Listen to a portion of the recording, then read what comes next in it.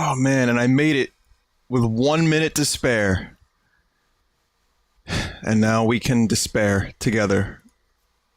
This is Nintendo Direct E3. This is what I sound like when I've woken up not more than 20 minutes ago. I've got a cup of coffee. I've got my stream up. And we are ready for Skyrim. More Skyrim footage. 100 years.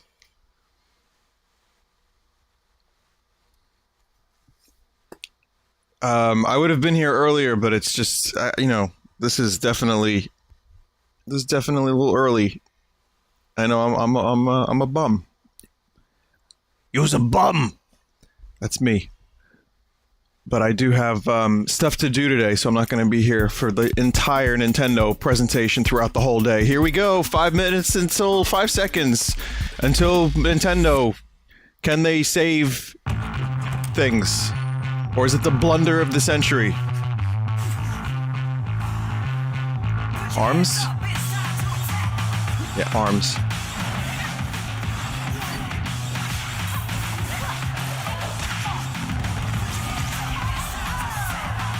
Starting with arms.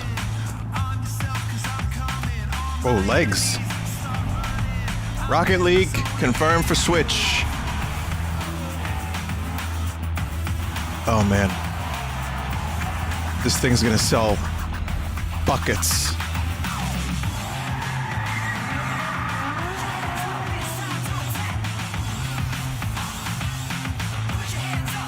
Pokken Tournament.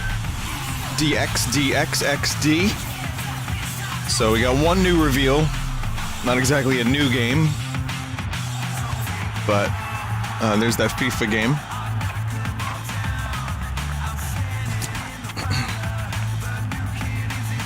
Pokken's actually a good fighting game, if anyone's not played it. It was on the Wii U. Again, remakes.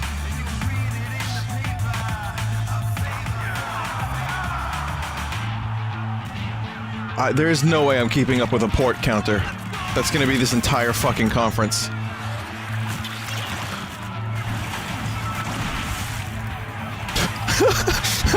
I want to see that footage in slow motion. What kind of party can I go to where I get splatted with multicolor ink?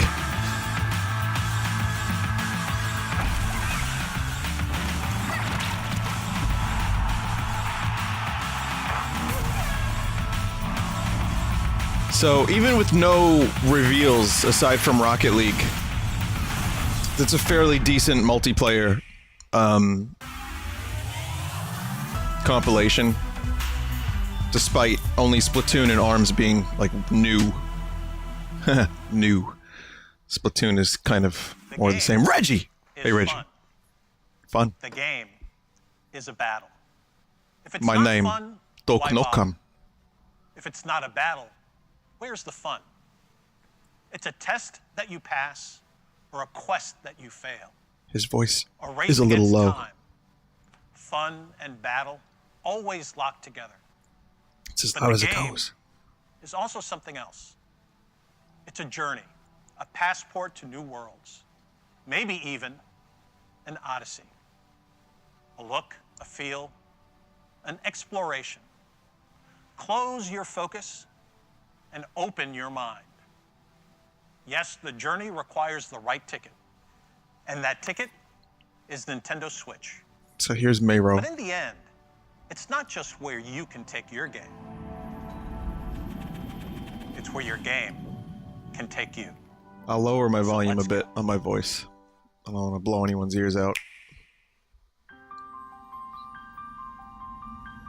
So this is officially the second time we've seen Mayro Odyssey. Mayro. When the world was young, everyone in Alrest lived on the world tree, Xenoblade. We're not starting with Mario. together with our divine father, the architect. And again, for anyone listening, this is literally as loud as I can make it. Elysium.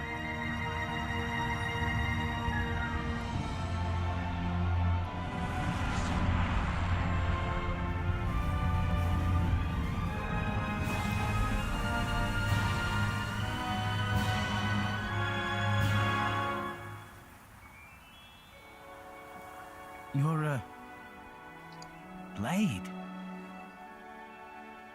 Arms and As legs the driver of the Aegis. is the theme of this conference. Oh, did they finally figure out how to do faces? Take me to Elysium. Not really. Let's go to Elysium. I'll take you there myself. I'll take you there, you fucking batty.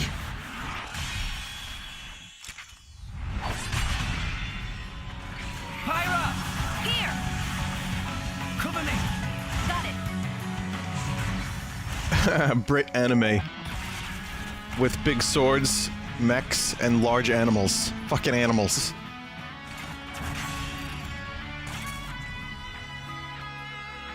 We'll show you. We'll show you what me and Pyra are made of. Take this! Yeah, as long as they stick to the anime, they can get the faces to look better than they usually do. Can be no turning back. You and that sword can't be! I'm guessing your goal is Elysium.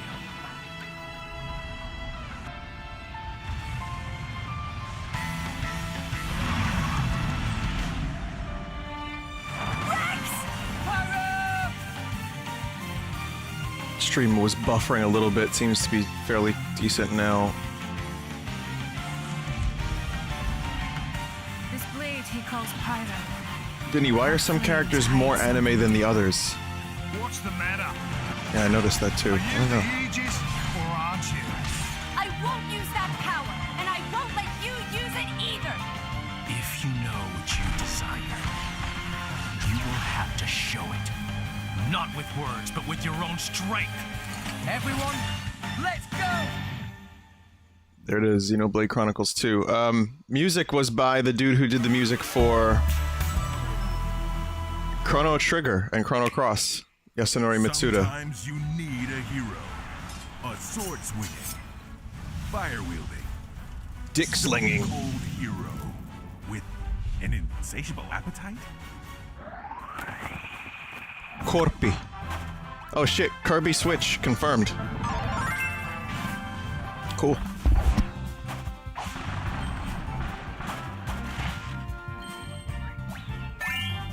This is the most resolution we've ever seen for a Kirby game. 4K. In fact, the name of the game is 4 Kirby.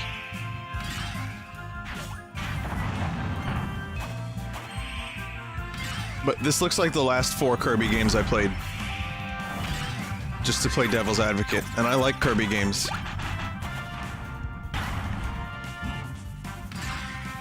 I guess it's co-op. Interesting. Combine powers to make a wheel. Make Wispy Wood's life hell yet again. And I guess four-player co-op. Okay. All right. Okay. Hi everyone, I'm Shinya Takahashi from Nintendo. I hope you've been enjoying the journey with Nintendo Switch so far. I'll turn my voice down even further. Nintendo Switch is being accepted by video game fans from all over the world as a home console that could be taken with you anywhere. I felt so relieved. Take Switch outside, come together, and share the experience. This idea was how we hoped people would play with Nintendo Switch. But people are coming up with many creative ways to play in all The kinds voice of Bill places, Trinan in many in the more background. ways than we expected. This summer, Nintendo and its third-party partners will release many multiplayer games that can be played anytime, anywhere, and with anyone. We hope there will be many heated competitions that will be ignited by Nintendo Switch. Now, we'll continue our look at even more new game worlds for Nintendo Switch. That's good. Before we Focus on do, games. 17 one minutes announcement remain. We'd like to share from our very special friend. Please Mario take a look. Party. Pokemon. Hi everyone.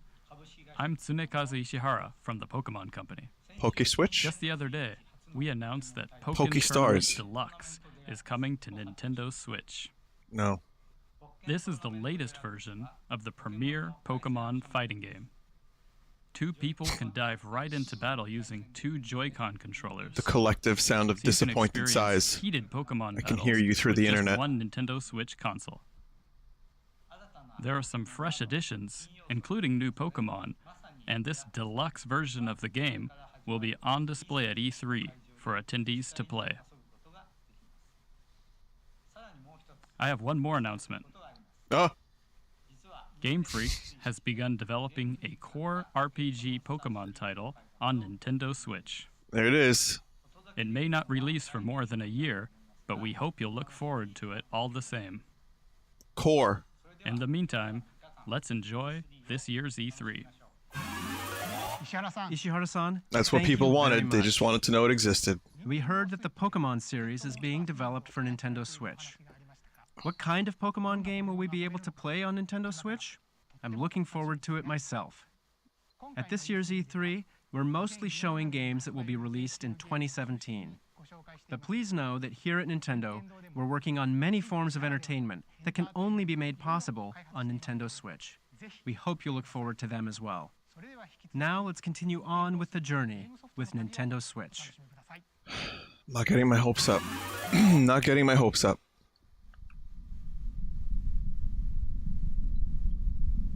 Oh, fuck. Oh, no, don't do this to me. Is this space? I'm clutching my trash pickle. It's Metroid! It's Metroid Prime 4!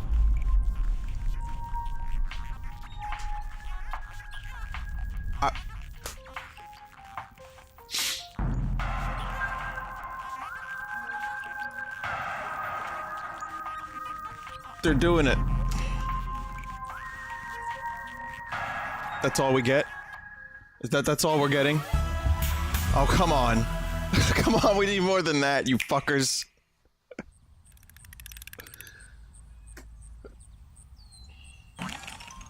It's a good thing I streamed Metroid Zero Mission before the con.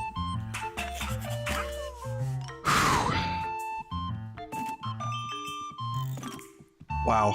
Okay. Alright, fine. It's happening. They didn't forget about Metroid. What is this? Yoshi's paper? Paper Yoshi? This looks kind of cool.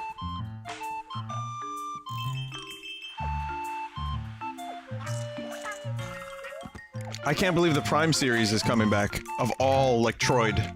It's Prime. It's not just regular Troid, it's Prime.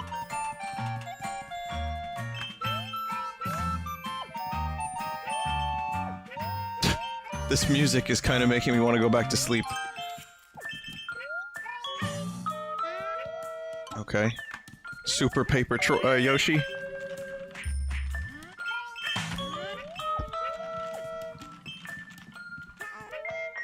Super Paper Co-op Yoshi.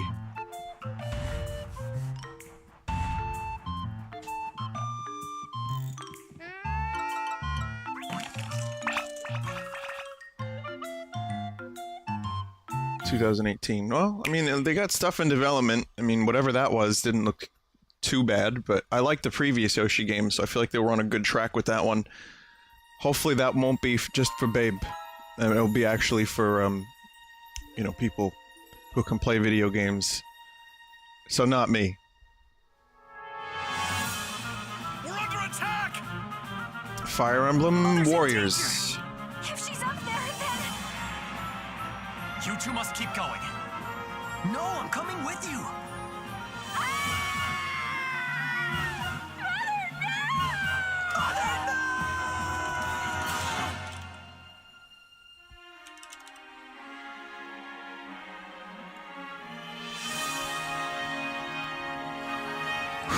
That Metroid thing, man. I am Marth, the Prince of Altea. We've What up? come here to save you. Remember that you can rely on your friends. We're with you. Get it together, you two. If you can't do this, who can? Is that Markiplier doing the voice of that dude? You fought your way this far. There's nothing you two can't do.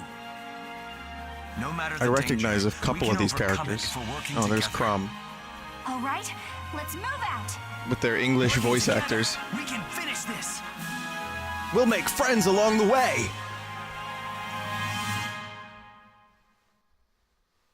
I did like Hyrule Warriors, so I'd probably check that one out.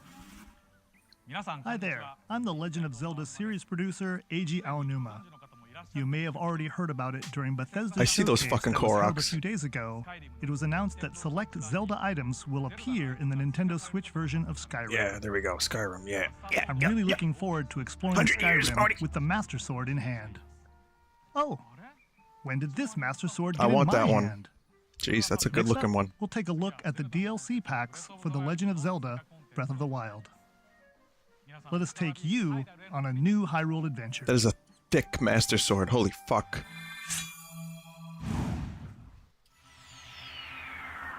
Okay, Aonuma, what do we got here? We have a new story. We have a dungeon.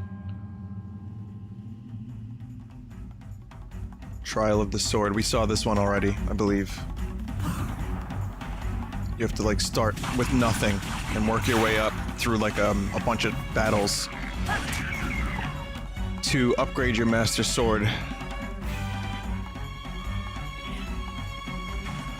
I like that it's like in little self-contained shrine kind of things.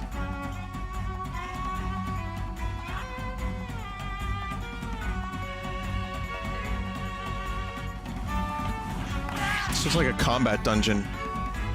Oh, what's going on here? Oh, right. Hero's Path mode. Shows you where you've been.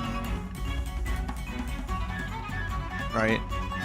We saw most of this already. It's the Tingle outfit. And there's my future.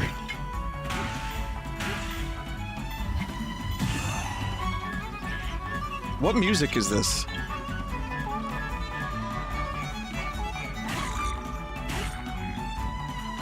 There's them flying enemies. Looks cool. It's not really a fuckload of new things, but it's enough that I might be interested. Oh, is that like a gold Lionel? Oh, nice. Nice artwork. Oh. This is, new. Cass?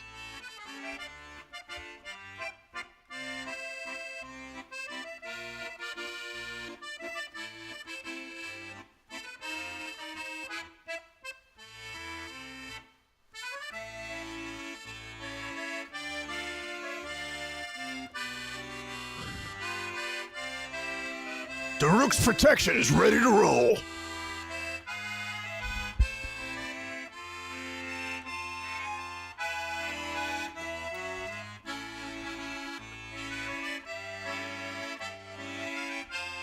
I don't know, this is taking up a lot of presentation time. What's going on here? Is this DLC 2? Champions Ballad expansion pass. Yeah, it is. Doesn't really, I mean, we got a name. It focuses on the champions and Cass, but we don't know what it is. Okay, it's fine. What did you think? I don't know. actually have one more announcement that I'd like to share. The 4 champions that appeared in The Legend of Zelda Breath of the Wild will be available as amiibo. The Zora champion, Mipha. The Goron champion, There's a counter. Daruk. The Rito champion, Rivali. And the Gerudo champion, Urbosa. You'll be able to use these 4 amiibo in The Legend of Zelda Breath of the Wild. Of course, you'll be able to use these in the DLC packs that you just saw, so please look forward to them. This changes the game. Travel the world. Bring people together. Play anywhere. Nice green screen, Reggie. Reggie doesn't Video ever leave the gaming office. is a journey. Then anywhere has to include a stop right here in LA during E3. This is Magic Week, where booths buzz and channels glow, where the game worlds you've heard about suddenly spring into life. And this summer, a new kind of heated competition ignites. Oh, they're doing right the on tour. Nintendo Switch. It kicks off later today with the Splatoon 2 World Inkling Invitational, which brings teams from the Americas, Europe, Australia, New Zealand, and Japan to see whose colorful skills are the best. Tomorrow, the Pokken Invitational will be held. You might recognize some of our 8 competitors who'll be duking it out in heated battles. Later on Wednesday, we'll see 8 players throw punches in the fun and competitive game ARMS, which launches later this week. Yeah, 4 some of our people like players this will be shit. pros, and the I just other like 4 playing the will be games. E3 attendees who rise to the top by battling on the show floor. If you're going to E3, we hope you'll accept the challenge. And no matter All 10 where of you are, watching. be sure to catch up with Nintendo Treehouse Live at E3 for all the details and news about Nintendo Switch and Nintendo 3DS. Reggie, the people want Animal But Crossing. now, there are a few more worlds left to visit on our journey. Nice, before nice. we Let's see land them. in the booth. Let's go. Yeah, let's get that Animal Crossing. We got Metroid confirmed. That's great. We need a little bit more though. Nope. Nope. Ubisoft is proud to announce its new Rabbids game, Mario plus Rabbids Kingdom Battle. And 5 it will minutes be left. developed exclusively for the Nintendo Switch. The Rabbids' crazy personalities This, and you know, I streamed this unpredictable yesterday. behavior The Ubisoft will conference. It shine looked as fine. they The arrive Rabbids game. in a reimagined and twisted Mushroom Kingdom. It conflicts me though. They I will talked about it surprise yesterday you in this detail. Tactical adventure filled with combat and exploration. Mario and his friends will join them in an epic quest to put the kingdom back in order. If there was We 0 can't wait Rabbids, for I would you to like it play more. The game on August 29th. All right, that was quick at least. They showed the bulk of it at Ubisoft, so I mean, it's like an XCOM type Mario game. It's weird, but it didn't look completely terrible from a gameplay standpoint. Is that F-Zero? No, it's not. It's Rocket League. Official Rocket League announcement.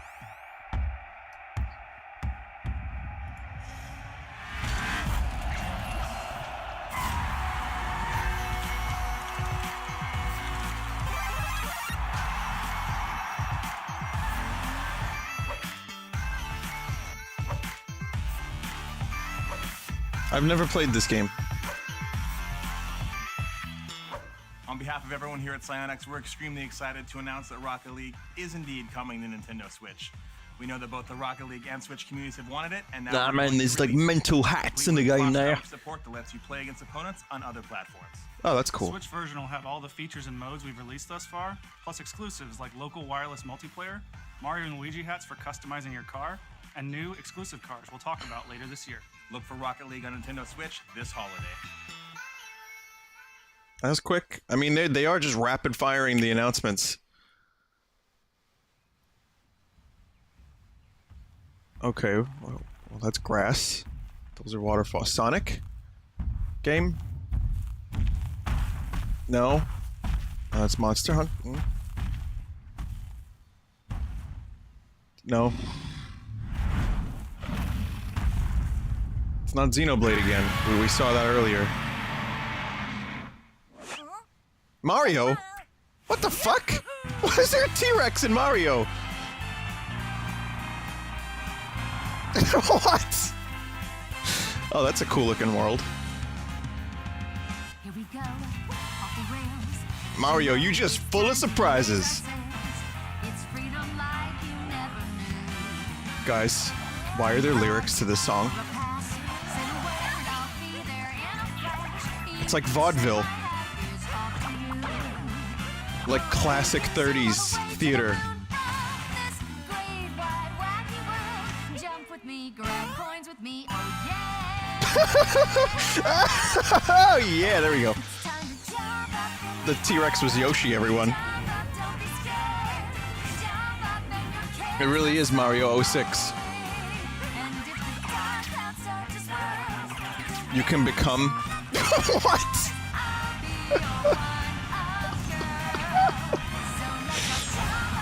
Oh, this is insane.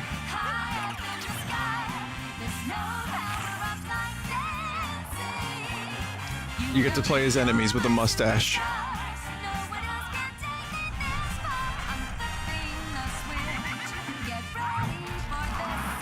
You can be a frog even. Mental.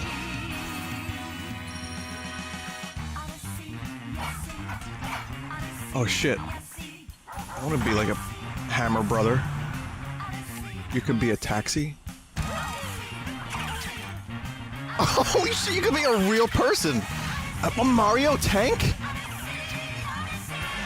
Okay, I don't know how to feel anymore. This is fucking weird. This is just really, really weird. But I'm ready for it. I want to see more of it. I'm into it. Maybe. That's it? Oh no. Yeah, no. That's it.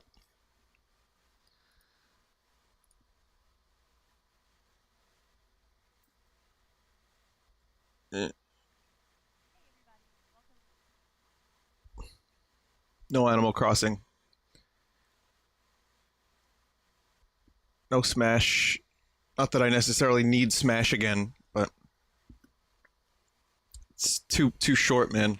Hey everybody, and welcome to hi. Nintendo Treehouse Live at E3 2017. We're back for another year. We've got a lot of great game content to show you, and a lot of special guests swinging by as well. But to get things kicked off, we're going to take another look at Super Mario Odyssey. Just saw the video in the spotlight. It's going to be coming out on October 27th, really soon, and we're going to take a look at some gameplay. I'm Sam from the Treehouse, joined by my colleagues from the Treehouse, Rob, and Scott on the end, and we have some very special guests with us for this segment. We've got the game's producer, Koizumi. Apparently there's going to be more announcements in the next so hour. This is what Reggie has said. I wouldn't get your hopes up. Really looking forward to it. So I know folks are probably really excited to get into gameplay, but before we jump in, there were a lot of really cool reveals in that video, and I think folks are going to be really interested in all the different directions that you're taking this game. But at the core, there's really kind of a driving philosophy that you've got going. I was wondering if you could tell our viewers a little bit more about that. このゲームの基本的なコンセプトを説明していただけますか？まず今ビデオを見ていただいてどうでしたか？ I don't know, for 25 minutes, there's a bunch of stuff in there I liked. Metroid was announced. I gotta say, the first time I saw that T-Rex, my heart stopped. I think it was so exciting. Mario looks really fucking wacky. 今回のマリオはテーマは旅になっていて、別の国に行った時の驚きをすごく強調しています。 So we have a theme of going on a journey in this game, but we're also trying to give the player a lot of surprises, and I think the dinosaurs Kirby, Yoshi, that kind of really shit. good surprise for most. マリオシリーズってマリオが持ってるその分かり They やすさ confirmed Pokemon. The big announcements, the Pokemon game most people wanted. They confirmed it's happening, and Metroid, they just basically showed like, oh, it's happening. 旅の驚きっていうことをすごく盛り込みたいので、驚きっていうテーマを But we didn't see a lot of 体験も things. そうだし、ビジュアルもそうだし、Zelda DLC didn't really, I don't know, it was just there. Didn't really do anything for me. Resonance, giving people something that's familiar, that's attractive, that's really cute from the Mario series, and bounce people back and forth between the familiar and the surprising. でそれを体験するための新しいプレイシステム。 Okay, so I'm going to do a straw poll at some point, and I'm going to let you guys vote on what you think.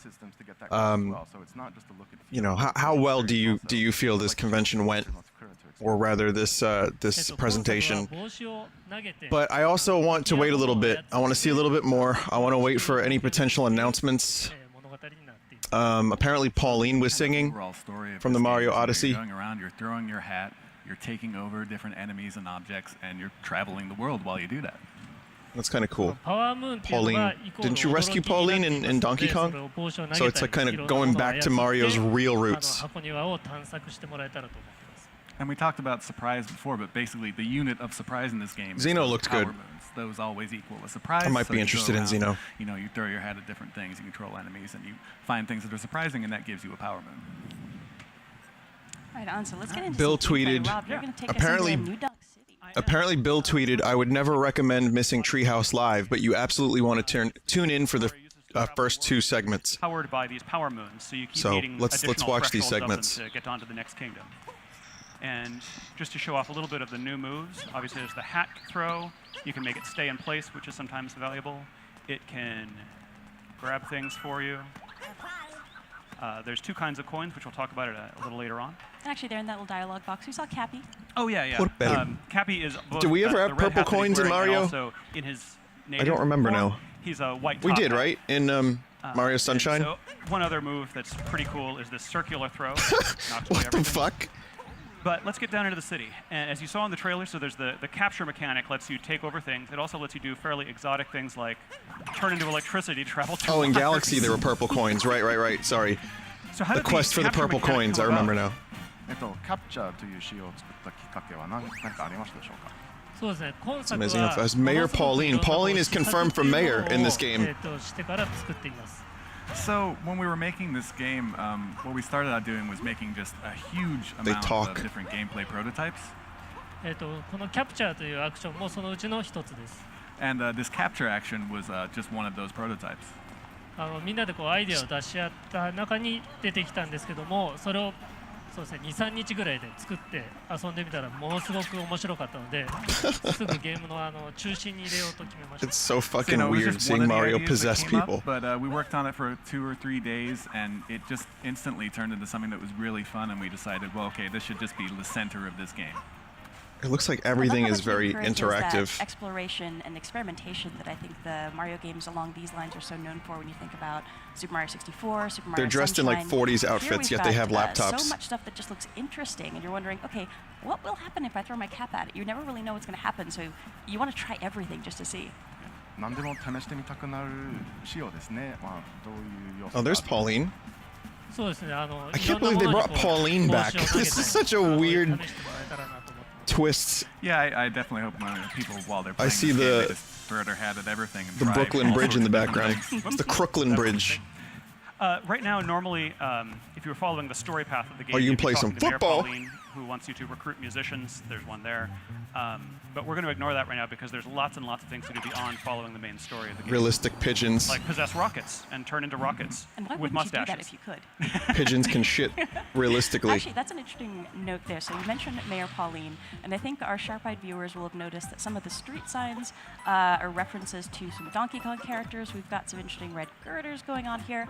I wonder, Kozuma-san and Monokura-san, if you can tell us a little bit more about this city. It's got some interesting backstory.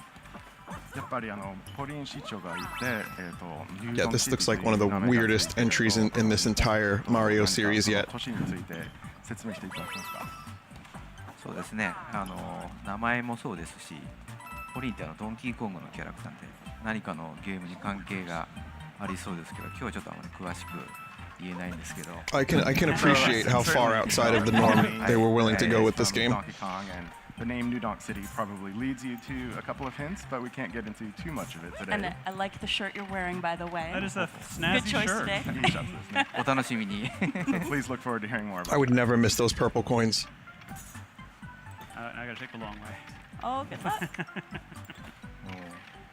And this is interesting. I am a little here, where I'm a little see, sad that we didn't really get any throughout New Metroid York City, and I think throughout the world, footage. We've got these really fun playground elements where you're bouncing on things, you're jumping on things, you're swinging. Can you tell our viewers a little bit more about how you came up with that kind of? If it's retro, that's making it, they've been kind of lying dormant since Tropical Freeze. So I don't know. Maybe I just wanted a little bit more. I'm not complaining. I'm happy it exists, but まずその施策っていうのでものすごくいっぱい遊びを作っています。それを Anyway, こう配置してステ Moonget. ージっていうものを作りますまず。 So, going back to that prototyping process I was talking about before, we obviously create lots and lots of different ones. Lots Play of F-Zero before game next ideas. year. And then I next will. what we think about is where to place them within the stage. そこにそのアートであるとか具体的なものを載せて遊んでみます。 So, we put it in the stage, we combine it with different art assets, kind of real things to see what it might actually look like or work in game, and then try playing it. そうするともっとこうしたいとかいろんな意見が出てくるのでそれをさらにそこに上乗せして作っています。 And then, obviously out of that, different. There's the things, classic maybe girders from do this a Donkey little Kong bit over there. differently. Maybe this could actually work like this instead, and then we kind of add that to it, and the process just continues from there. Holy shit, I just realized Donkey Kong was prototype New Donk City. This is completed Donkey Kong level. It took 30 years. It broke new ground. And so, you saw before, we were able to jump on top of the taxi, and that's something that was sort of in Super Mario Sunshine at times. So in that way, we're also getting hints from past games. Can I quickly interject that So as I mentioned, the goal right now is to recruit these musicians. When I was first playing this game for a feedback report for the development team, I could not figure out how to get to this guy on the top of this building. You can just barely see him. He's a speck right now in that triangular building. And the way I eventually found to do it was to take a really long fall. Holy shit. I did that too. And that worked. Oh, I feel bad for his knees. A bit to my surprise. And I was getting old. When he got when you saw that shrunk, report from me, shrunk knees. was that a problem to be solved? Was that a cool thing? What was that? このねはNCR の報告書を書いていたときに、こういうふうにトランペットのバンドマンの到着できますよと書いてましたが、それを見てちょっと困っていたんでしょうか。はい、それは読んだんですけれども、今日ここでプレイするとは思わなかった。 No fall damage though. I did read that. Cool. I didn't know you were going to be playing that right now. Troublemaker. Well, I also know the real way. Or another way. まあ本当のやり方も分かってます。でも自分でこういろんなプレイの仕方を探してもら I えた wonder ら how involved Miyamoto was in this one. スーパーマリオ Or if he's been taking like a bit of a back seat lately. 続くものだと思います。 But you found your own way to play it, and letting users play around with the game and find their own ways of doing things. That's something that goes way back in 3D Mario, in Super Mario 64 and Super Mario Sunshine as well. So this is actually one of the two kingdoms that's going to be playable on the show floor. The show floor, of course, isn't open yet, so we don't have folks playing the game at this moment, but I'm really looking forward to talking to folks after they've played it, because I think there's so many different ways to problem solve and find things in these kingdoms. Cranky Avenue I'm confirmed. not sure folks will find everything over the course of the show, but it's going to be interesting to find out how different people approached completing some of these objectives. But the game encourages so much experimentation because you aren't kicked out of the level every time you find a moon. There is no reason not to investigate every little thing you can see that might be interesting. There's no time limit. There's no disincentive. So it's just lots and lots of exploration cool encouraged. Whoa, That's good. Okay. Yeah, that is a very interesting change that adds, I think, to the immersion in the kingdoms. When you think about Super Mario 64, Super Mario Sunshine, whenever you got your, whatever the this is kind of like, was, depending on the game you were playing, you get bumped out of the area oh, and you cool. have to come back in. But here, so I guess you can change it to almost anything. There's a lot of encouragement to just go check out that weird. I'm gonna wait for the first two segments before I put up a poll. I want to see more. Oh no! I want to see more Mario, and then I want to see. Another reason to explore. Oh, you lose coins when you die. There's very little punishment for dying. I just lost 10 coins, and there's lots. So, and I get to try again right away. No lives. Oh, good luck. It's also worth mentioning that the bullet bills here are coming out with visors on, so they cannot be captured until you knock their hats off, because with a hat is the scariest thing in this game. This seems like early level stuff. Like I wouldn't be surprised if New Donk City. Wow, this guy's pretty good at this game. I wouldn't be surprised if New Donk City is like the very beginning of the game.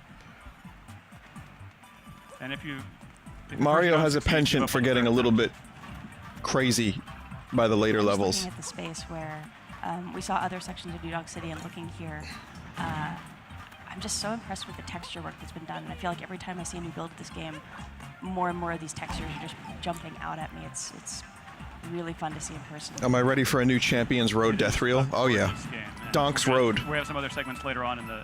I want to go to highlight some especially Donkin Island. Oh, you got this.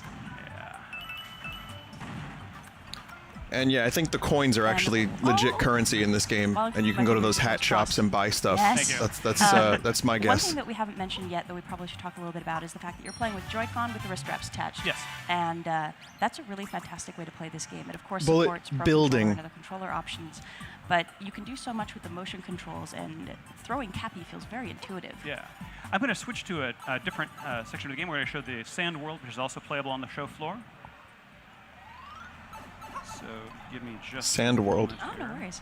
I miss sand. Love that as you're experimenting, and I think we'll see folks doing that on the show floor here, so many of your gestures will affect how Cappy moves that while you're holding the Joy-Con with the wrist straps attached, you really want to just try moving your arms in different directions. Like, okay, I'm going to try throwing up, I'm going to throw down, throw out. No. But No. I was really impressed by how well that implementation was put into play. Here we are. I mean, Mario Galaxy had okay motion controls because it wasn't So here we're in the overbearing. Sand Kingdom, in the town of Tostarena. And they had a problem now because it's all frozen. Everything is cold, for reasons, of course, that Someone, Mario will I eventually think Game solve. Explain did a Actually, video yeah, about still for a second, we can show his little idle animation when he's Oh, cold. yeah. this this game being a game about duality.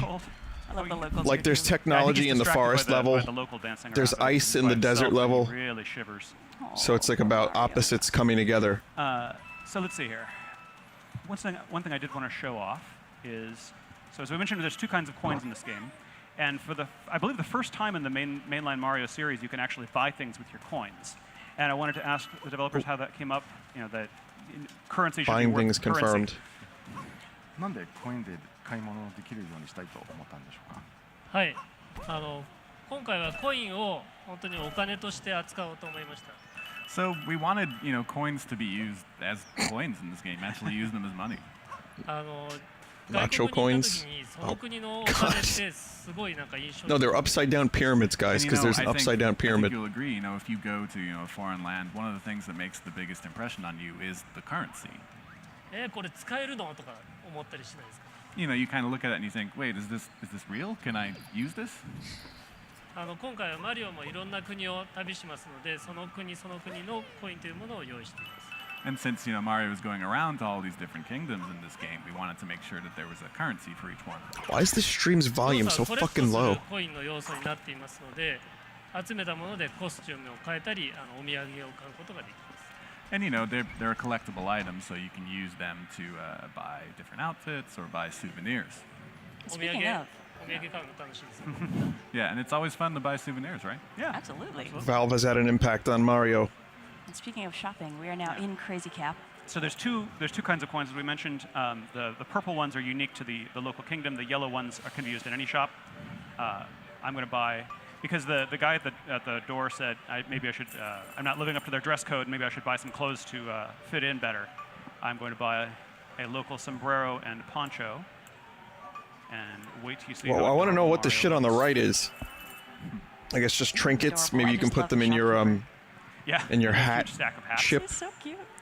And you can see some of the souvenirs you can buy there that you can use to decorate the inside of the ship. Nice. And now I'm rocking this look. And let's go try that door again. I've already lowered my volume as much as I could. I still have it's still cappy, to the point where you even though can he's still turned hear me. into a different kind of hat now. He can turn into any kind of headwear apparently. Exotic superpower. And all right, so I go over and talk to this guy. Let's see if you meet the expectations now. Ooh, snappy and lively. Snappy and lively. I think the hat is the one and the poncho is the other. All right. And this Let's is, of course, Dance what Mario. Nicole was working toward all this time. Wait a minute. I love Wait all a these minute. little moments of surprise where you never really know what's going to happen when you Why get did I into want to these get in this room? spaces. I don't know. I wanted to get in this room so I could play a guitar. You want to get in because it's locked. Yeah, exactly. 500 moons confirmed. So then Where we're did gonna Mario move get on that to guitar some from? more He traditional, pulls these things out of his 3D Mario ass. gameplay over this direction. Now that you're a Kind of reminds me of the coffee guy. What's the coffee guy? Colombia. What's what fucking coffee was it? So notice that while using the motion controls, I can actually use the little homing function on the hat. I wonder if there's a way to turn that off. Easily. The motion It controls. is possible with the button controls only, but it's much more difficult. Oh, okay. Well, that explains. Button controls only confirmed. All right, the classic Goomba. Yeah. This is a level. This isn't a Let's just hub do a big world. one For whoever asks, that's what they said. For that.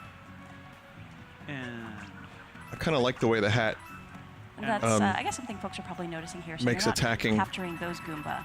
It's not every more single interesting. enemy that's capturable. That's true. You've got to find the special ones. Yeah. And a lot of it's having a good eye and just experimenting a lot with your cap. I think they're a shade bigger, the ones you can capture, but I'm not positive about that. That's how you get those rings. So bullet bills, of course, are useful because you can fly with them. Does that kind of make things a little easy? And now I've got to very quickly capture my ride back. See, here's the And thing. with little bills, Mario they- games you can do only capture start them for a limited kind of amount of time bad, because at and some then point they they're get just gonna harder. blow up. So you I have hope to that be this a little gets harder. mindful of what you're doing. Because the you wanna combat be looks a more lot time with the easier. explosive guys. using the enemies to get around looks a lot easier. Almost to one of my favorite That's bits some of this level. nice looking sand spouts.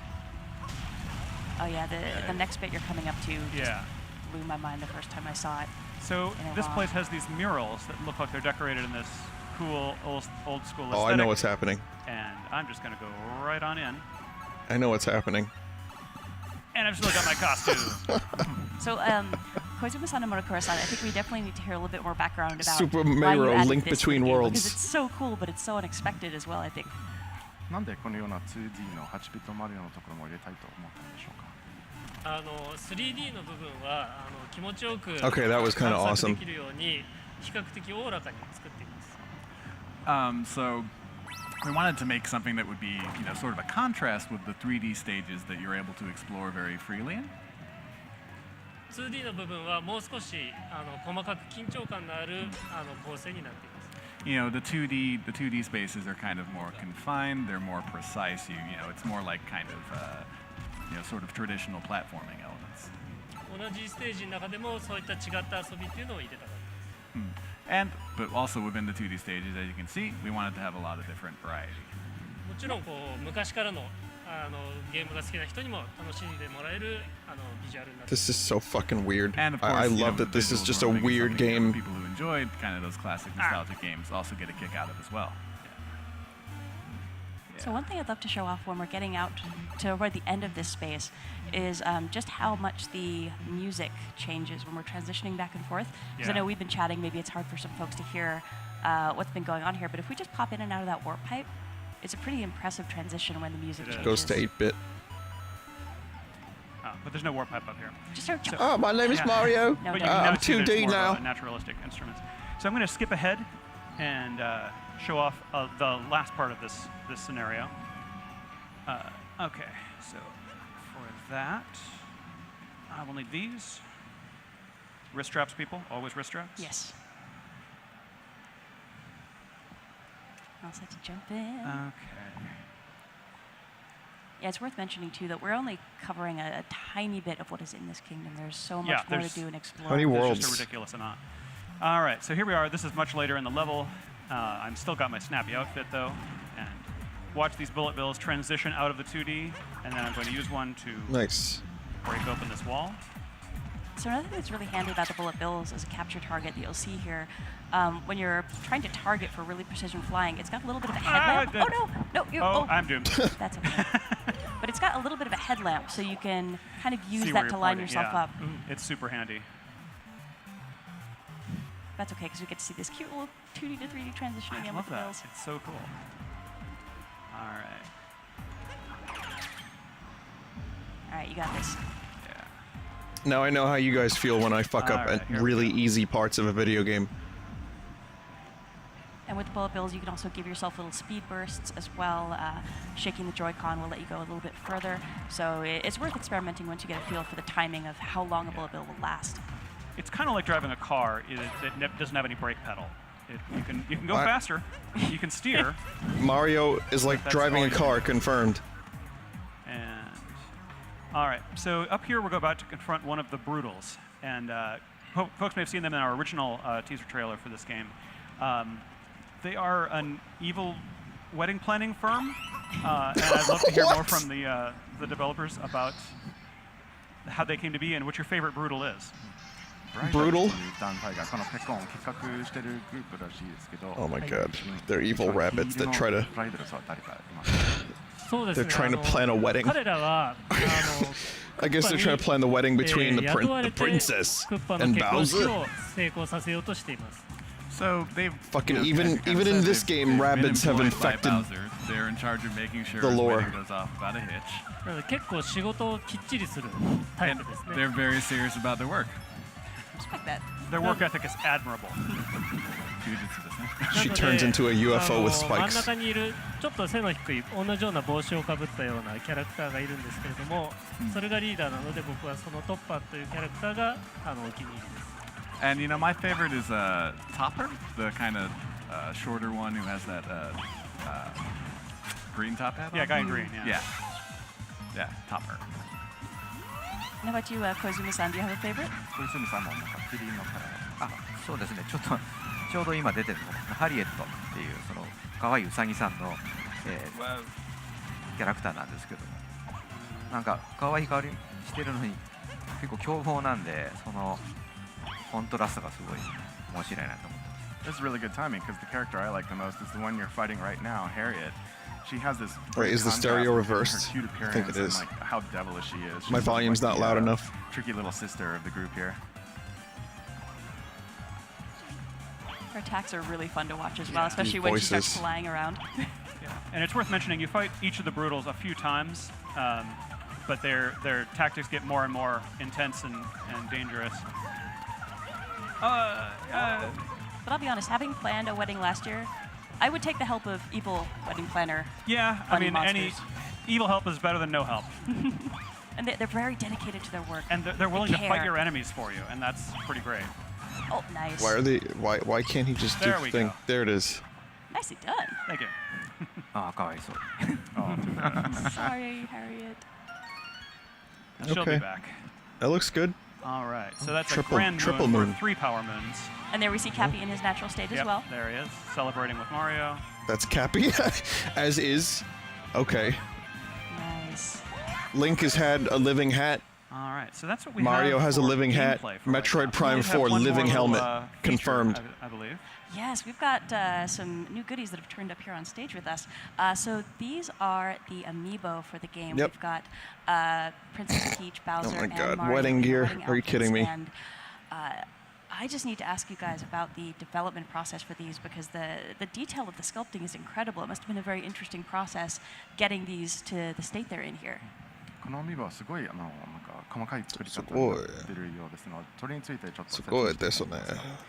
はい、ヒロインであるピーチ姫をより可愛く魅力的に作っています。So first of all, we've got our heroine Peach, and we wanted to make sure that she just looked, absolutely stunning. あとクッパとマリオもそのお These are 相手 weird で amiibo. あることに十分なビジュアル。 I've said that word like 30 times for this game, but that's really the best way I can describe it. As well, and we had to make sure that, in terms of visuals, they weren't going to lose out. They gotta would be keep up, Yeah, yeah. they got to keep up. Yeah. あとこのポージングっていうのも今回のテーマに合わせて物語性を持たせているのが特徴になっています。 And another characteristic of these is that the posing is very kind of directly linked with the story and what's going to be happening in the game. Yeah, Mario's got kind of a humble bow thing going, and Bowser's kind of looking like, I own the world. And I think Bowser looks pretty dapper here, though. Yeah. But it is really amazing. And I don't know how close we can get the camera here. We got a better look here, but in person, the texture, where some of them have almost like a pearlized kind of texture, and there's a lot of subtlety with the different kinds of fabric. You can really see a lot of nuance for these amiibo. I'm really looking forward to people seeing them in person. Yeah, they're gorgeous. And I wonder, at this point, is there anything you'd like to share about the functionality of amiibo for our viewers? そしてアミーボの機能性について何か説明していただけますか。ですね。アミーボはコスチュームを手に入れることができたり、あとはゲームの中でのお助け機能として活用することができます。So you'll be able to use the amiibo to get different costumes within the game, and then they'll also have kind of an assist function. And we do have existing amiibo that are supported as well. I think we'll be talking more about that at a later point. But I think that's all we're allowed to show for right now, unfortunately. Right now. We'll be showing more of this game later on Yes, in we'll the definitely stream, do of course. But Murukura-san and Koizumi-san, thank Cool. you again so much for joining us. I think it looks here and good. sharing some of the insight about the I'm into it. process of the game. It's different. It's definitely different. Thank you very much. And, After folks who are Galaxy, watching, thank you so much for joining us. We're going to be back it's kinda in hard a few to, seconds here with our go next backwards. segment, so please don't go anywhere. It's kind of weird to me. Like Nintendo has wrung all of the nostalgia out of classic Mario. Like we've seen all kinds of we've seen new Super Mario Brothers. We've seen influence from Mario 1, 2, and 3. We hear music from Mario 3 all the time in the newer games. We've had a lot of Mario 64 nostalgia. So this game, bringing nostalgia from the original Donkey Kong, is just a very interesting thing to do. Oh, here we go, vocals again. But yeah, it's definitely Nintendo taking a strange direction and taking maybe a risk or two. didn't look overly difficult, but I'm going to chalk that up to it being earlier levels. I'm into it actually even more, a little bit more now than I was when we first saw it. And that's Pauline singing.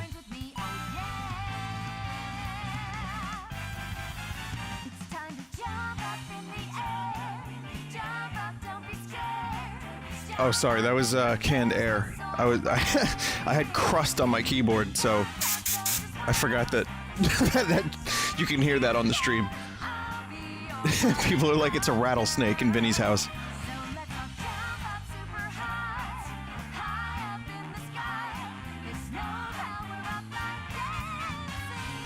So I want to see the next thing, whatever it is.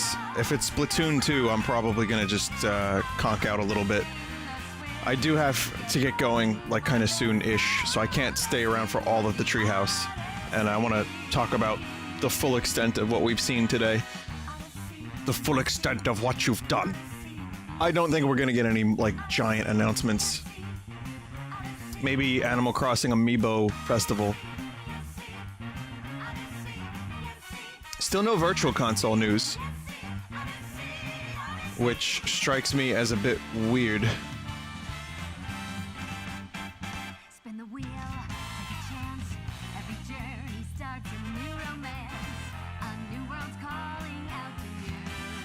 I'm not going to do the poll yet. I want to see. Bill Trinan said the first two things at Nintendo Treehouse are really good.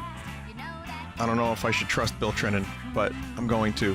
And we'll wait until the next thing, and then we'll do the poll. Yeah. Also, I like their setup. It's very classic. Last year was Zelda. This year, New Donk City. They got, like, building panels for the, on the sides and shit. They definitely went through some lengths to make it look good.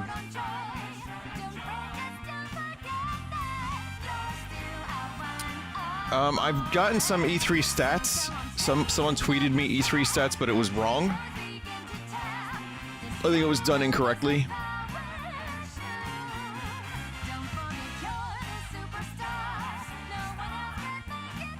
But I saw one that was actually right.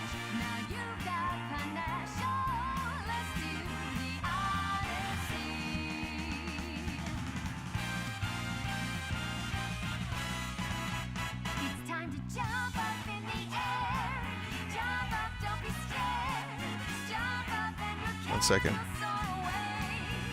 I think the stats I saw, so I wanted stats of the full extent of, like, the voting. So we've done voting for most of the conferences except EA. And I was trying to see if there's a way to combine the numbers and see who had the better conference just based on the numbers.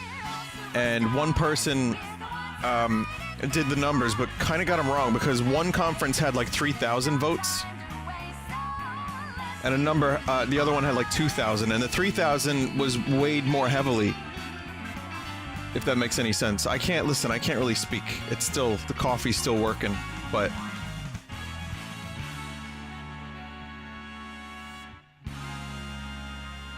I'll show you the accurate one in a little bit. Actually, I could probably show you that now. While we wait. So this one is accurate because it doesn't actually take into account the fact that there's more votes. So you can see that Microsoft is at like a 5.46. We're going for the mean score. And then Bethesda has like a 4.37. Or sorry, Bethesda. Ubisoft has a 6.54, which is surprising, which makes that, according to you guys, the best of the show. And Sony is at almost a 6. And for this segment, I'm joined by my colleagues Reggie and Teresa. So, Reggie, how you feeling? Okay, hi, Reggie. I'm feeling great. The spotlight was, as I said, He's got a 3DS. Direct to the point. The reaction by the fans has been fantastic. I mean, certainly Super Mario Odyssey and what we showed from that. The little snippet of Metroid Prime 4 had the fans just tremendously excited. And, it continues our overall message of how we approach E3 and what it is that we're trying to do. For us, it's all about showcasing content, typically content that's near in. So obviously we show a little bit of ARMS, 2DS, a little bit of Splatoon new 2, XD. Xenoblade Chronicles 2 coming later on this year. And then we also showed a couple little snippets of things that are coming a little bit further along. But so far the reaction has been fantastic, and it just continues, right? And that's why we're here on Treehouse Live, a little bit more in-depth view of the games, and so far so good. Right on. I know we're kind of in the calm before the storm right now. The floor still isn't open, so we can actually still see the carpet. It hasn't been packed with people yet. You've had a chance to do some exploring around the booth. What do you think of New Dog City come to life here at E3? You know, the booth is fantastic.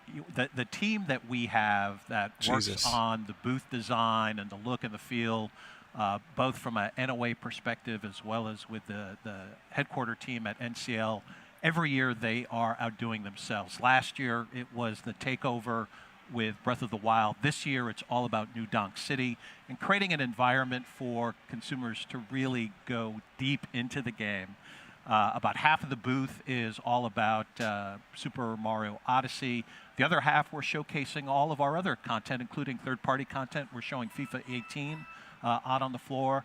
So it's a great booth, and as you say, this is the calm before the storm. Just as I was coming in earlier, there are already thousands of people out there just waiting to come in. And typically when the doors open, it's like the running of the bulls, and they all come crashing into our booth. So it's going to be fantastic. Nice. I remember last year we were down on the ground floor, and you could actually feel the rumble in the ground when people started coming in. That's right. It's going to be fun. It's going to be exciting. But again, you know, for us, the spotlight was a focus on Nintendo Switch games. What people don't understand is that as we construct our overall presence at E3, we're very thoughtful around what's the best way to show content. And so Nintendo 3DS is going to play a key role here on Treehouse Live. We've got content that we'll be showing today. We've got content that we'll be showing really throughout the 3 days that we're here. And it's important that the fans at home and our consumers understand that Nintendo 3DS is still a vibrant part of our business. Obviously, with Pokemon Ultra Sun, Pokemon Ultra Moon that was announced last week, that's going to be a fantastic holiday driver for us. We've got other great games coming, and you know, what people don't realize is that Nintendo 3DS was the only platform that grew last year in 2016. Just sending some texts. The only one. That's pretty impressive. And we've sold 66 million globally of Nintendo 3DS. Again, more than any other platform in this generation. People don't know that. I've got my handy-dandy new 2DS XL, and obviously in continuing to showcase new hardware. You know, for us, it's all about continuing to drive that momentum. It's nice that the family keeps growing. And now we've got this adorable little member to add to it as well. It is really pretty. It is really pretty, and it really showcases great. I'm playing Miitopia, right? One of the fun things about my job is I get to play the games early. I'm playing Miitopia. I've got Mii's of Mr. Aonuma, Mr. Miyamoto, Mr. Koizumi is in there. And of course, I had to have Bill as the Dark Lord, right? So I'm really enjoying it on my my new 2DS XL, and it's on what, fantastic. Reggie? On your new 2DS XL? I'm doing this because I have to do this. Well, you know, so a funny story is I'm playing Legend of Zelda Breath of the Wild and putting in a lot of hours in that. I've got my family saying, so, you know, you're doing this just for E3, right? You're doing this because you have to be able to show off and tell people you finished the game, blah, blah, blah. Yeah, and it's like, no, I'm doing it because I enjoy it and I want to do it. And so it's fantastic. I don't know. Using the work excuse might be a good way to get out of chores. You're like, sorry, honey, I have to do this. I have to keep playing this game. It doesn't work that way. It doesn't work that way. It means I have to play early in the morning or late at night. So. But and actually thinking of other things that we've got going on in the booth here and just over the course of E3, we probably should touch a little bit on the tournament activity we've going on, because right below us there's a pretty boss stage that has been constructed. Well, absolutely. And again, the tournament activity is a key part of what we're doing here at E3. 3 different tournaments, starting off with Splatoon 2 later on today. Then we've got Pokken Tournament DX. We've got ARMS. Hopefully everyone saw how I humiliated Jeff Keighley playing ARMS on his show. But that game is going to really show well, I think, from the tournament scene standpoint. And for us, you know, supporting the tournament community and really driving that that part of our engagement with our fans is really important to us. So we're very excited to see how the Bill told me to wait for this. play here at E3. Yeah, I think it's been really fun watching people play ARMS, and especially watching high-level competitive players get into the real meat on the bones of that game. And there's such a level of nuance to the strategy and the actual technical ability that I've watched a few folks where they're maybe pro Smash players or pro players for another series, so they really are used to getting into the nitty-gritty and into the weeds of the mechanics, and you'll just see their eyes light up as they start playing ARMS. It's, oh, I'm getting this. Well, this has got some interesting depth and flexibility to it. And I mean, even within the office, watching who's been picking which character as their mains and how we're gradually sort of growing as players as we're. Oh, you want more canned air? Sure. It's been a real fun ride. It's going to be exciting. I'm really excited to see how the players we have showcase that game, how they showcase Pokken Tournament as well. I saw a little bit of the pre-gaming going on, and that's going to be fantastic. So it's going to be very exciting for us. So what else are you thinking as far as what are next? Some must-see titles that we got going on here? Because we've got a lot to cover. Well, we've got a lot. I mean, again, everything that we have on the floor here is showcasing and showing off fantastically well. I'm pleased to see the third-party support. We've got Rabbids on our show floor. Ubisoft obviously has that game in their area. That is really fun. I've been able to get my hands on that game. That is really fun to play. So it's going to be very exciting. We've got Fire Emblem Warriors here on our booth. That game is showcasing well. Really, everything we have shows so well, and I'm really thrilled to see what we're doing with third party as well. And if we can jump to this, I think on Where's this the picture of me dead again? You've actually got something. A surprise for us, I maybe? surprise! I have a nice little surprise, right? And it's a little one. I said when I was with Keeley that literally within the first hour of Treehouse Live, we would be breaking news. And that is what Treehouse Live is going to be doing all through the next 3 days. So we have some news. We have a world premiere of a new game. This is a Nintendo 3DS game that'll be launching later on this year. We're going to play for you the video for this new game. And then Teresa's going to demo it, and we've got the developers who are going to come talk about it as well. World premiere game announcement on Nintendo 3DS, just for you. Better blow my fucking mind, man. Twilight Princess 3DS. Metroid. It's a 2D Metroid game. It's a 2D Metroid game! Holy shit! Oh! Wow, and I was about to just turn the fucking thing off. Are you kidding me?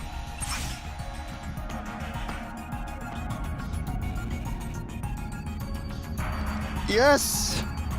2 Metroid games, not just one.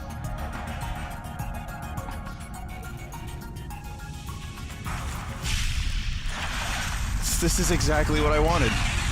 I wanted exactly this. Yes! Oh, wait, there's melee?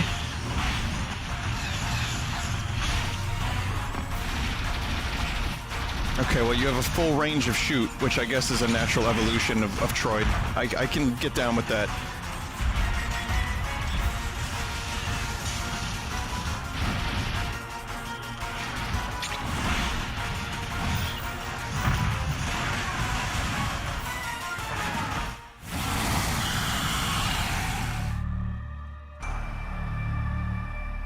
What's it called? Metroid Samus Returns? Didn't we do a Metroid fucking Samus? What was it? Return of Samus was Metroid 2. What the fuck is this? Maybe that's why they shut down the Metroid 2 remake. Yes, I am so excited to actually talk about this game. Yes, so welcome back, everyone, to Nintendo Treehouse Live at E3. I'm Audrey. I'm here with Teresa and Tim, and we have 2 very special guests with us. We have Sakamoto-san, the legendary creator of the Metroid series. There he is, the one who fucked up the story for Other M. Today.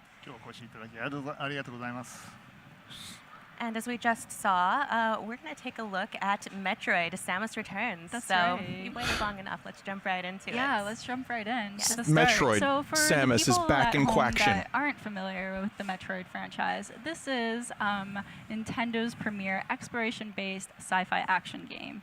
It features Samus Aran, damn well who's know a what it renowned is. bounty hunter, and she's been sent by the Galactic Federation to planet SR388 to investigate and annihilate the Metroids. She's the best at what she does. Oh yeah, she's super cool. And this is actually a reimagination of the original Game Boy Classic that was released in 1991. No wonder. Metroid 2, Return of Samus. Oh, come on. We need something. This game is just, it's beautiful. It's a little bit shinier than the Game Boy version. Yes, Oh, it is. man. And it's 'Cause I'm this playing game through is still Metroid 2 about again. Discovery and exploration. You know, there's intense boss battles, and there's so many pathways to discover, and you can take your time through it. And this is classic 2D Metroid to a T. It's got the isolation, the exploration, and of course it's good. Samus just generally being. I don't know if I want another great thing Metroid about 2 this being remake after the other one. on the 3DS is that there's so much detail in the background, and it's really heightened with the 3D feature on. And you can't see it at home right now, but It does look good, feel though. really, really good. Yeah, it sounds cheesy, but it adds a lot of depth to the experience. Yeah. Oh, and something I want to actually show here on the show floor. So in the past, Samus was able to aim at 45-degree angles, but now she has this whole range of motion, which really allows for precision. Fluid. Here. It's really nice because, especially as you get further into the game, there are enemies all over the place. So having the freedom to shoot anywhere you like is incredible. Yeah. So the free aim. Oh, thank you. So I'm sure it's going to feel really different than really cool the here Metroid 2 remake, the fan-based one. I'm actually moving it, and I actually have an enemy on site and target. The audio cue will change, and also that it will highlight in red. So You got a again, laser it sight. allows for a little bit more precision here. Yeah, it's still up to you to aim precisely, but that nice visual indicator is just very helpful. Yeah. And Samus here has her very basic abilities, and so Dead person. as I keep exploring and seeing new environments, it looks different hopefully enough that gather new I'd be down abilities for to it. upgrade my suit.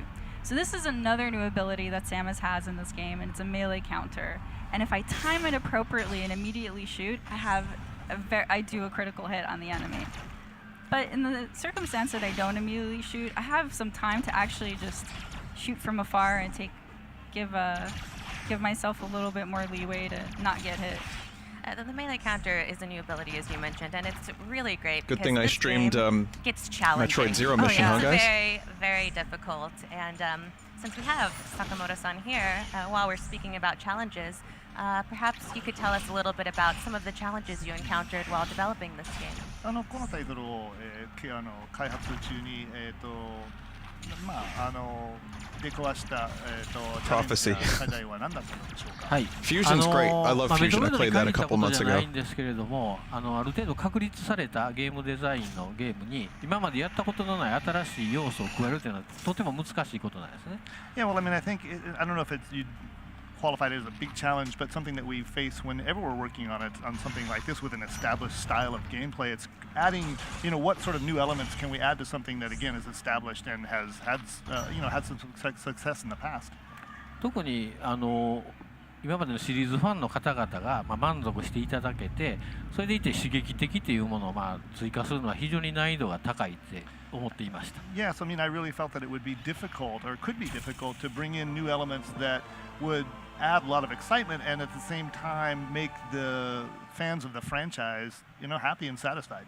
Yeah, bring in Adam. でも今回のサムスリターンズではうまくいきました。 That looks like a lot of I think this upgrades time with Samus Returns, compared we've done a to really good job. なぜかというと、 Metroid 2 originally. 私は非常に素晴らしいパートナーに巡り会えたからですね。 And why is that? It's because we found this really amazing partner. It does look very different. If it's a reimagining of Metroid 2 and it doesn't Thank you very hold much, to the formula of the game slavishly, then I'll be happy. And as we were speaking, you actually got Samus's legendary Morph Ball ability. I did, and this is very, very handy to get, as you can see through certain tunnels here.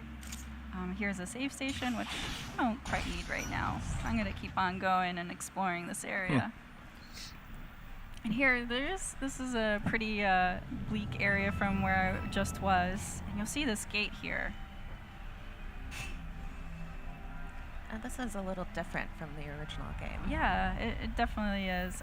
And for people that haven't played the Metroid 2 in the past, this purple That's liquid very is different than actually Metroid 2. very painful. And Except for the liquid. Yeah, don't. Oh, Yep. she did it. Yeah. Ow. Yeah, so I can't really go down there, and I want to, and I can't really interact with this right now, so I'm gonna I guess, keep on oh, moving that's like the forward meter and for how many see. Metroids you have to kill, maybe? And that's the nature of this game, is you'll come across areas that you just can't survive in yet, you just can't get past, and you'll have to acquire new tools and abilities to be able to keep exploring and keep pushing forward. Exactly. So since I couldn't go through the door, I went up and around it.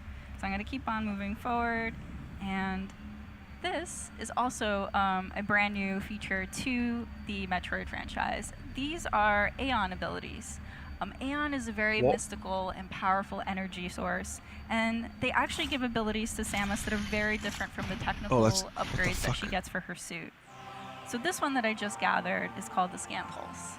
And what it does is that, I should remind people that the Aeon abilities are actually not, they're limited. You can't just spam them whenever you want to. And so they'll have their own energy, and you'll have to gather power-ups for them, and also more energy in order to refill that tank. So this just to first showcase. one is Scan Pulse. Yeah, so to showcase the Scan Pulse, if you see the bottom screen, the map usually kind of explores once you start moving. But if I use the Scan Pulse, it'll actually open up this quadrant of map already for me. And also on the upper screen, it'll show these blocks that I can easily break. So now I know that, oh, there was an actual hidden path there. So.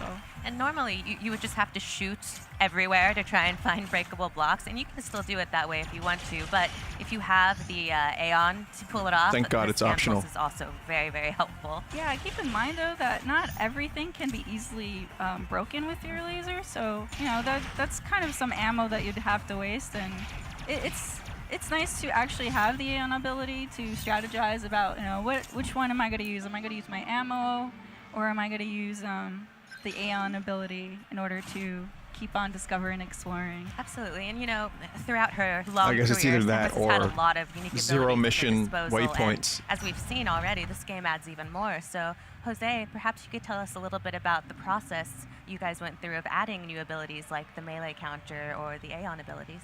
Yes, well, from the The music sounds like Prime. to challenge ourselves, to bring new ideas to the series. And I'm also fine with not having to shoot every single wall. Of different ideas and mechanics, and see which ones will better fit within the Metroid universe.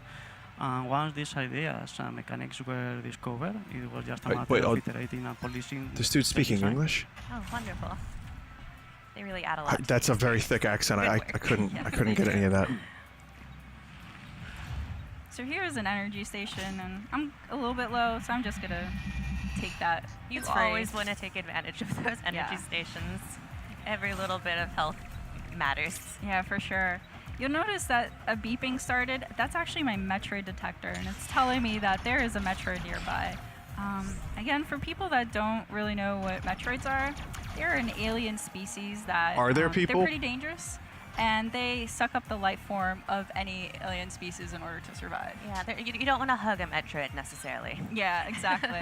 Another thing I want to showcase here is actually the mapping system that this game has.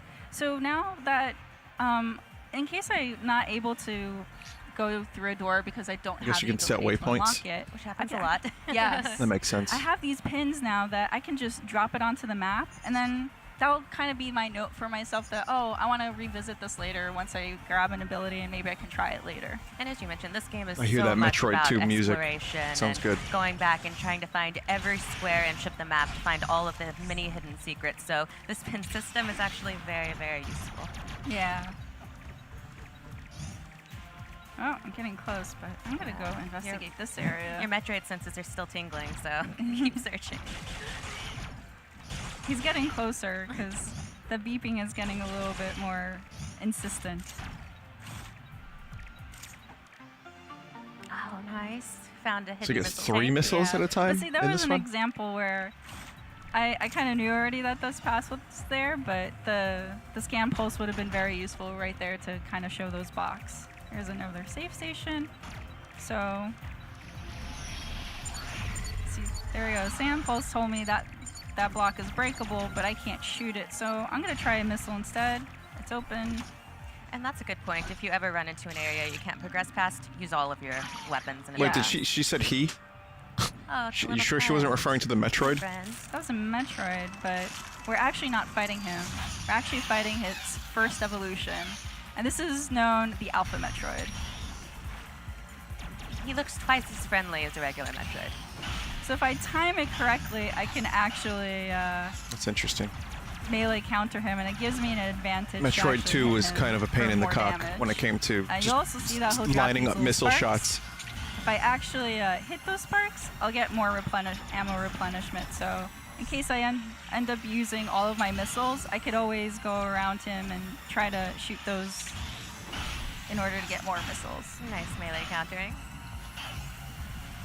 And I'll say, I don't know how well the home audience can hear this, but the sound effects in this game are incredible. I hope there's a hard mode. The atmospheric sounds are just really great. So, Sakamoto-san, perhaps you could tell us a little bit about what went into the development of the soundtrack for this game.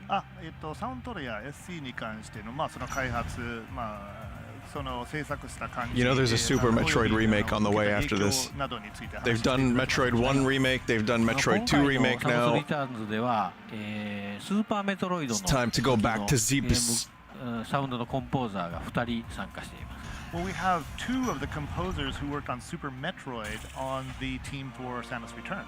彼らはもうそれ以降のメトロイドシリーズの Two composers from Super 担当 Metroid. してますので、もう僕が何も言わなくてももう Probably one from こう Prime して too. ほしいという音楽をどんどん提供してくれるんでもう And you know, 安心です。 and they've worked on pretty much every Metroid title since that time, doing music for us.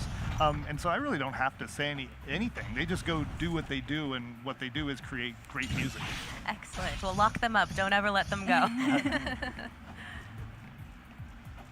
Whoops.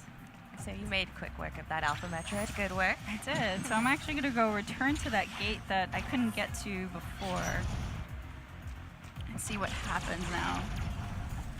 The Prime composer worked on Super Metroid. Okay, so the Super Metroid composers did work with Retro So in the and original Nintendo Metroid 2, for whenever you defeated a certain prerequisite number of Metroids, the ground would rumble, Prime. and then you would know that you would be able to proceed to the next area. So now, in this game, you have these gates, and if you press on it and you enter the Metroid DNA that you had just gathered from the Metroid you just killed, it will enter into this gate, unlock, reduce this hazardous liquid that was killing me before, and now I'm able to get to the next area. It's really cool having this really visual cue of your progress in the game as well. Yeah. So now I'm going to go to Yeah, that makes a sense. later area in the game. And we've gotten a glimpse of it a little bit, but the 3DS hardware really goes a long way in bringing this world to life. It helps communicate the isolation of Samus being stuck on this alien planet. So, Sakamoto-san, could you speak a little to how you used the 3DS tech to bring this world to life and really reimagine it? 3DS 技術が Spider Ball. 没入感、雰囲気 So what area is まあ this? それ上に I wonder if it's going to be like Zero Mission where they introduce new areas. It's not just all the old shit. 孤独感をより高めていると思いますが I like that you can shoot from a ledge. That's pretty cool. にどういうふうにその技術を使って、この世界を、創造し直されたのでしょうか。はい。確かにおっしゃる通り、今回のというかサムスの But yeah, I hope the game is challenging, and I hope there's difficulty options. That would be nice. Oh, I know what part of the game this 非常に is. 効果的だと思います。まあ例えばじゃあ技術面でホセさん何かありますか So yeah, I mean, I do think that with this title, of course, with Samus, the 3D, the glasses free 3D. Yeah, you could shoot from a ledge, but not like directly in front of you, if I remember correctly. The world that we're exploring. But I'd like to go ahead and ask Jose to talk a little bit about some There he of the is. more There's that thing. technical aspects. Yes, it was very clear to us from the beginning that if we wanted to convey to the player the greatness of the inner depths of the planet and the past glory of the social civilization, we had to provide a big sense of scale thanks to the depth given by the 3DS capabilities. So we wanted to reflect this from early on in the development process. Oh shit. He does a lot of damage. Through the first initial concept parts. Thank you so much. That's not baby damage.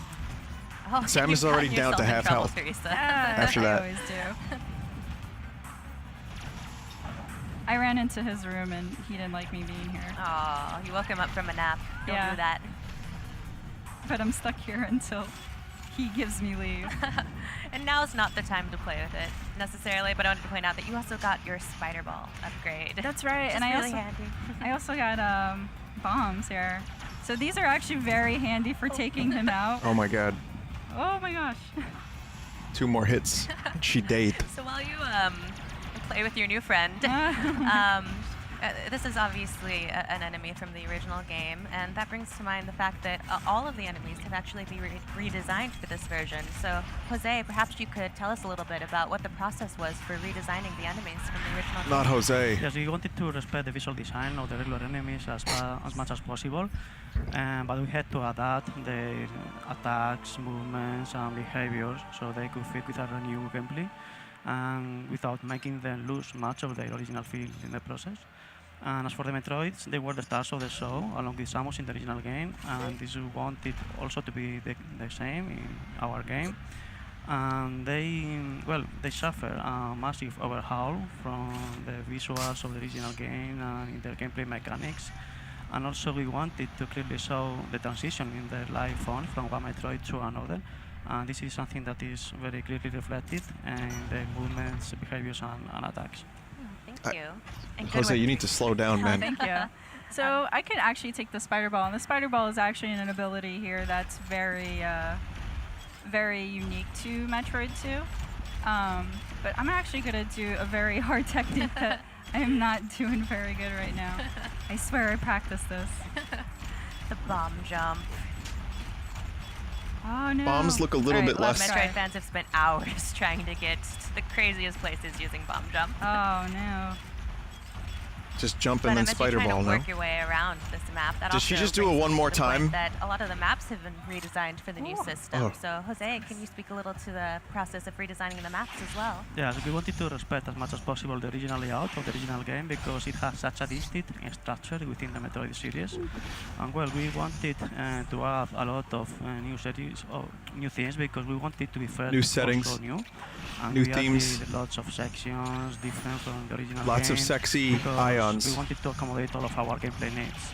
And also, we wanted the game to be more, the exploration to be more dynamic and diverse than in the original game, introducing some classic abilities from other games in the series, but that were not present in the original game. And also we added some things that new, weren't present. of course, special abilities that are unique to this title.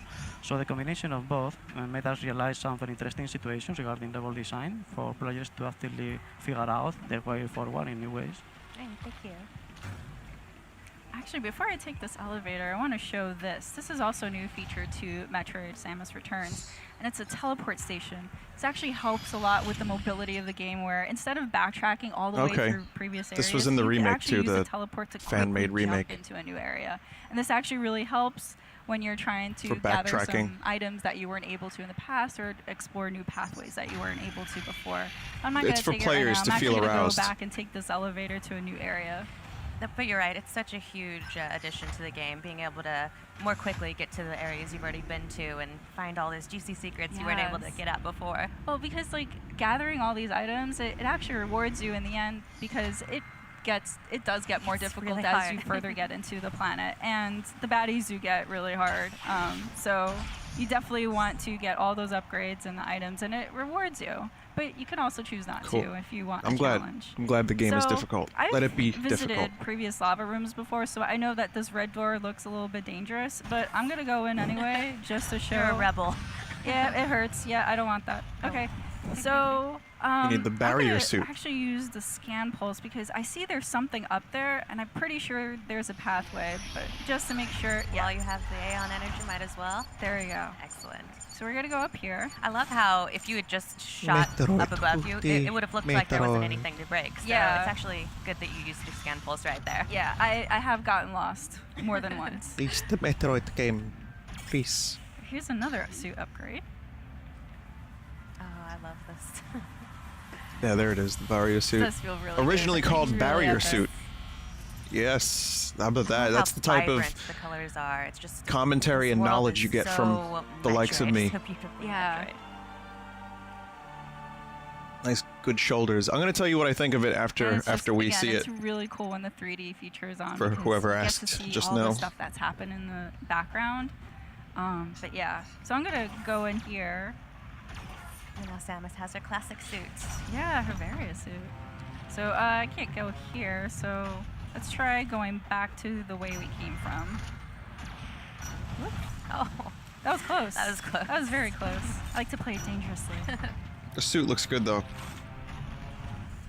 And Ooh, now do I you hear? survived the very, very Yes. hot. You hear the So music? We're gonna explore this room now. It's Lower And we Norfair. could always go back and explore other lava rooms to see what we missed. I have to point out that this is all one planet, this is all SR388, but look how different the environments are. It's a big planet. Oh, There's yeah. a Or lot Magmore of different areas Caverns. and a lot of variety. So much variety, yeah. And every probably one of my every area top is tracks just in so all of colorful Metroid. and unique on its own.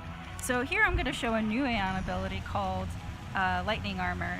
And what it does, it gives us Lightning green bolt. glow to Samus, but also overcharges my melee and lets me go through enemies without taking much damage. But it does take away from my Aeon pool. And so I want to actually save it in case I need it later.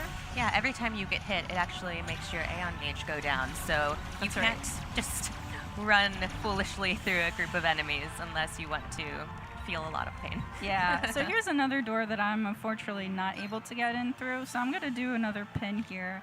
But I'm also going to show here. I'm there's shocked this it took this information long for this screen type that of game will to come out. actually 2D, it'll show 3D different Metroid. items that are shown in the map, and if you're not quite sure what that icon means, it will actually tell Fucking you Link here. Between Worlds came out, and what, it'll 3-4 actually years ago now? unlock, too, once you've discovered it and you know how 3DS to interact with it. So has had definitely a keep, very long keep an eye lifespan. on these because these are actually really informative. It'll help you remember what you already 2.5D. know. Yeah. And we've already seen a few new Chozo It looks artifacts, polished. but that It looks brings like me it's to the almost done. question, I wouldn't be surprised if it comes out in a few Sakamoto-san, months. Can you tell us a little bit about the decision to integrate more Chozo artifacts into this version of the game?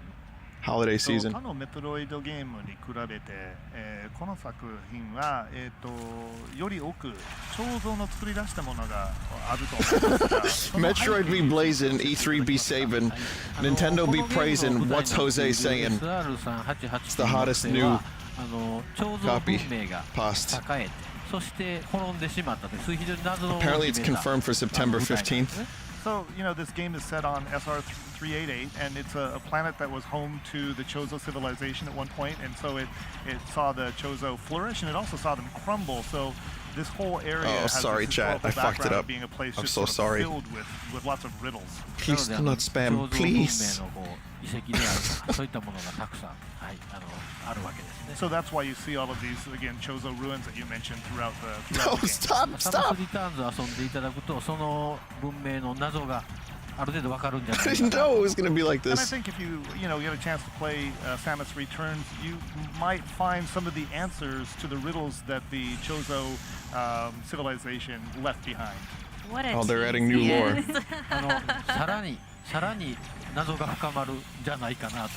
But it is possible that there may be some new and more intriguing riddles introduced through the game as well.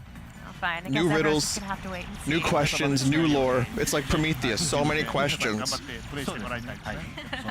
And keep some Teresa, surprises. you've gotten yourself into trouble again.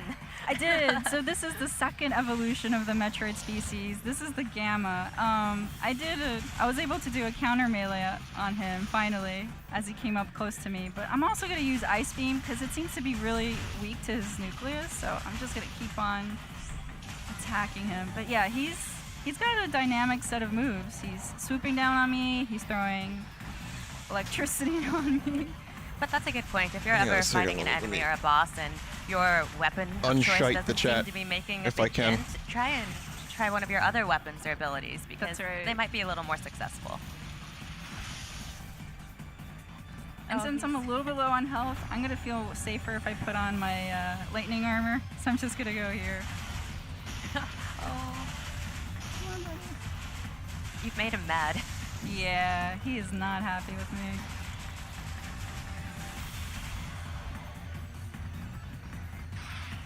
I'm just gonna throw this out there. Those spider legs are really creepy.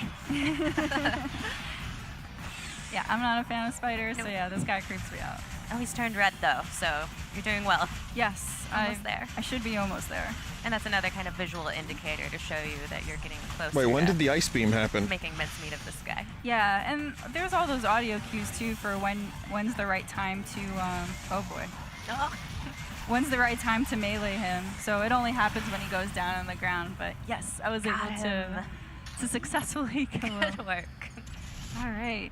Well, with that, I actually want to show another later area in the game because I think it'd be really cool to show the fans. So. Excellent. Let's do it. So while you Wow, they're showing a lot of this game. And buffering. Never mind. No more games forever. Sakamoto-san and Jose, we were hoping you could tell us a little bit about how you went about balancing this game, because there's obviously a lot of abilities, and it must have been difficult to balance making them feel useful to players without taking away from the challenge. They're just going to finish the game on the stream. That's it. They're just going to finish it in one shot.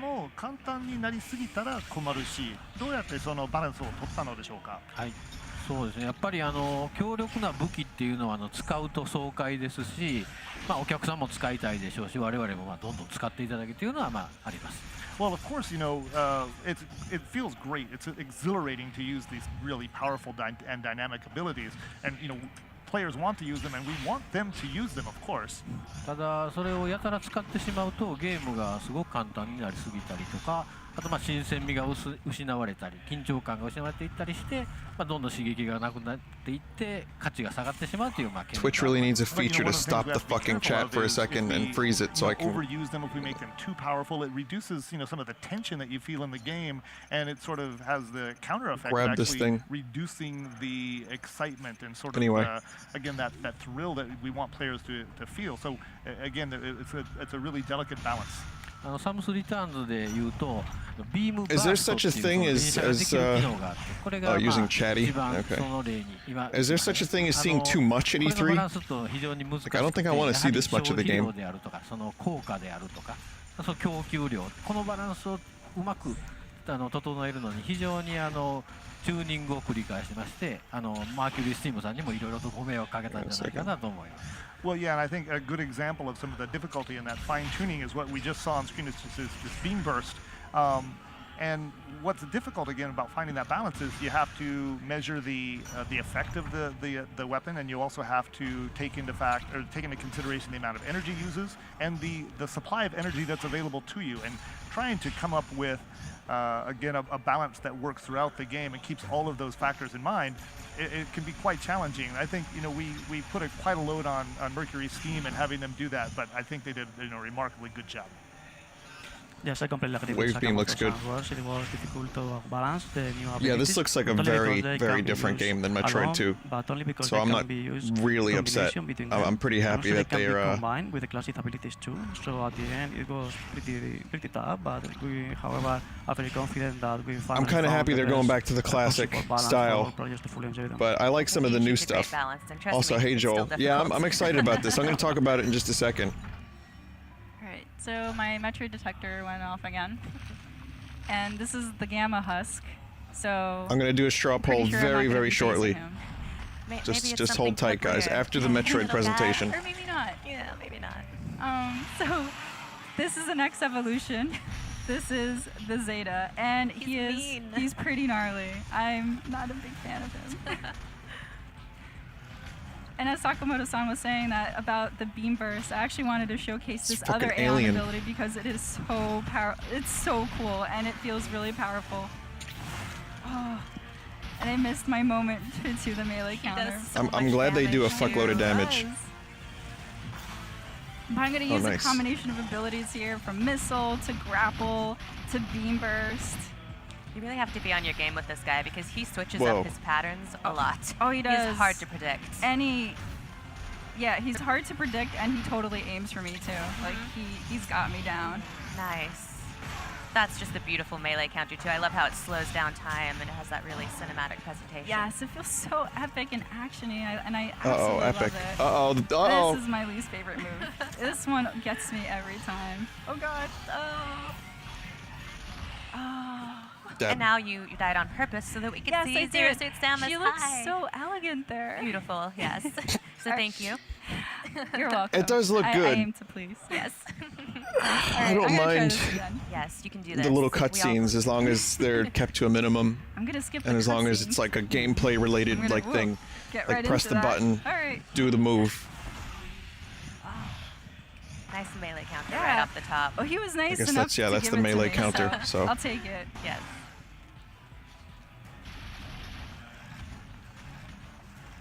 Oh no.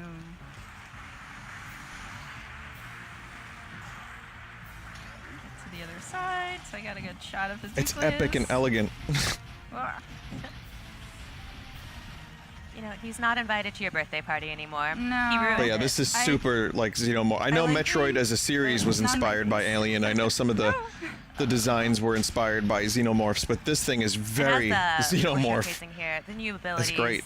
Your beam burst there, your lightning armor, they add to the experience, but as to the balance they were talking about earlier, they definitely don't make it easier. You have the ion gauge, and you can't spam these abilities at all. I mean, I think you're already Yeah. out of them, so. Oh, You're dead again. Again. It's all right. Good. Third time's the charm. Excellent. He's pretty strong. Yeah, He's pretty I'm awful. hopeful that this third time I can get it. Good. You have the power of Samus at your disposal. I have all Difficult game. Yes, make it difficult. Fuck yeah. All right, let's try this game. Next year I'm gonna have to play an F-Zero game or Mother 3, and that way I can meme them into existence. Oh, I missed him. He missed me at that time. That was lucky.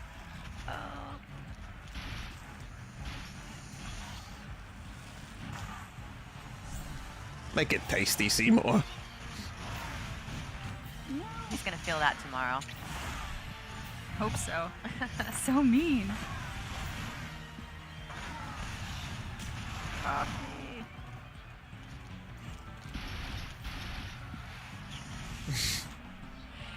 That was your favorite. Then I'm gonna have to stream Skies of Arcadia again, so we get a Skies of Arcadia sequel. We got Beyond Good and Evil 2 yesterday, so I think it's time, Sega. Take us to space in a rickety old airship. You know, he's more afraid of you than you are of him. Is Remember that, that. Is that really That's the case? truth. I don't think he cares much about me. Apparently, Prime 4 isn't being made by Retro. It's made by an entirely new development team. So, that's interesting. What the fuck is Retro doing then? They're very slow. I mean, they make great games, but man, do they take a long time. Just when you think you have a handle on it, he switches it up. Oh, yeah, I know. I always need to be on guard with him because it's never the same pattern or consistent at all. You're getting really close, though. I think you can do this. Oh, I don't know. I got one bar left. How do we know that? I don't know. This is what I've... If that's true, people have been saying that. No! Oh, it's so close. All right, I can do it. I can do this. I We swear. believe in you. This is the time. How much time have they allotted to Metroid? Fucking He's not hell. gonna do that move. I'm not complaining, but my god. Maybe Sakamoto can give me some tips.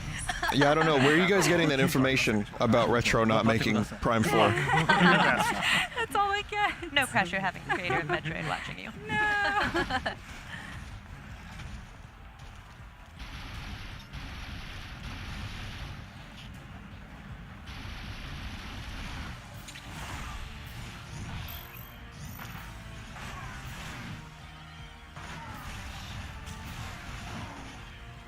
Bill Trinan said it. I love how dynamic the beam burst looks. It was said it's being made by a talented team. It feels so good. All they said was it's being made by a talented team. Okay, hang on a second. There's an article to IGN. It says Metroid Prime 4 is not being developed by Retro, still has longtime series producer And I ran out of Aeon energy. Kensuke Tanabe. That was my best one. Oh no. Bill Trinan Gotta do revealed the in a group old-fashioned interview way it's now. being built by a talented new team.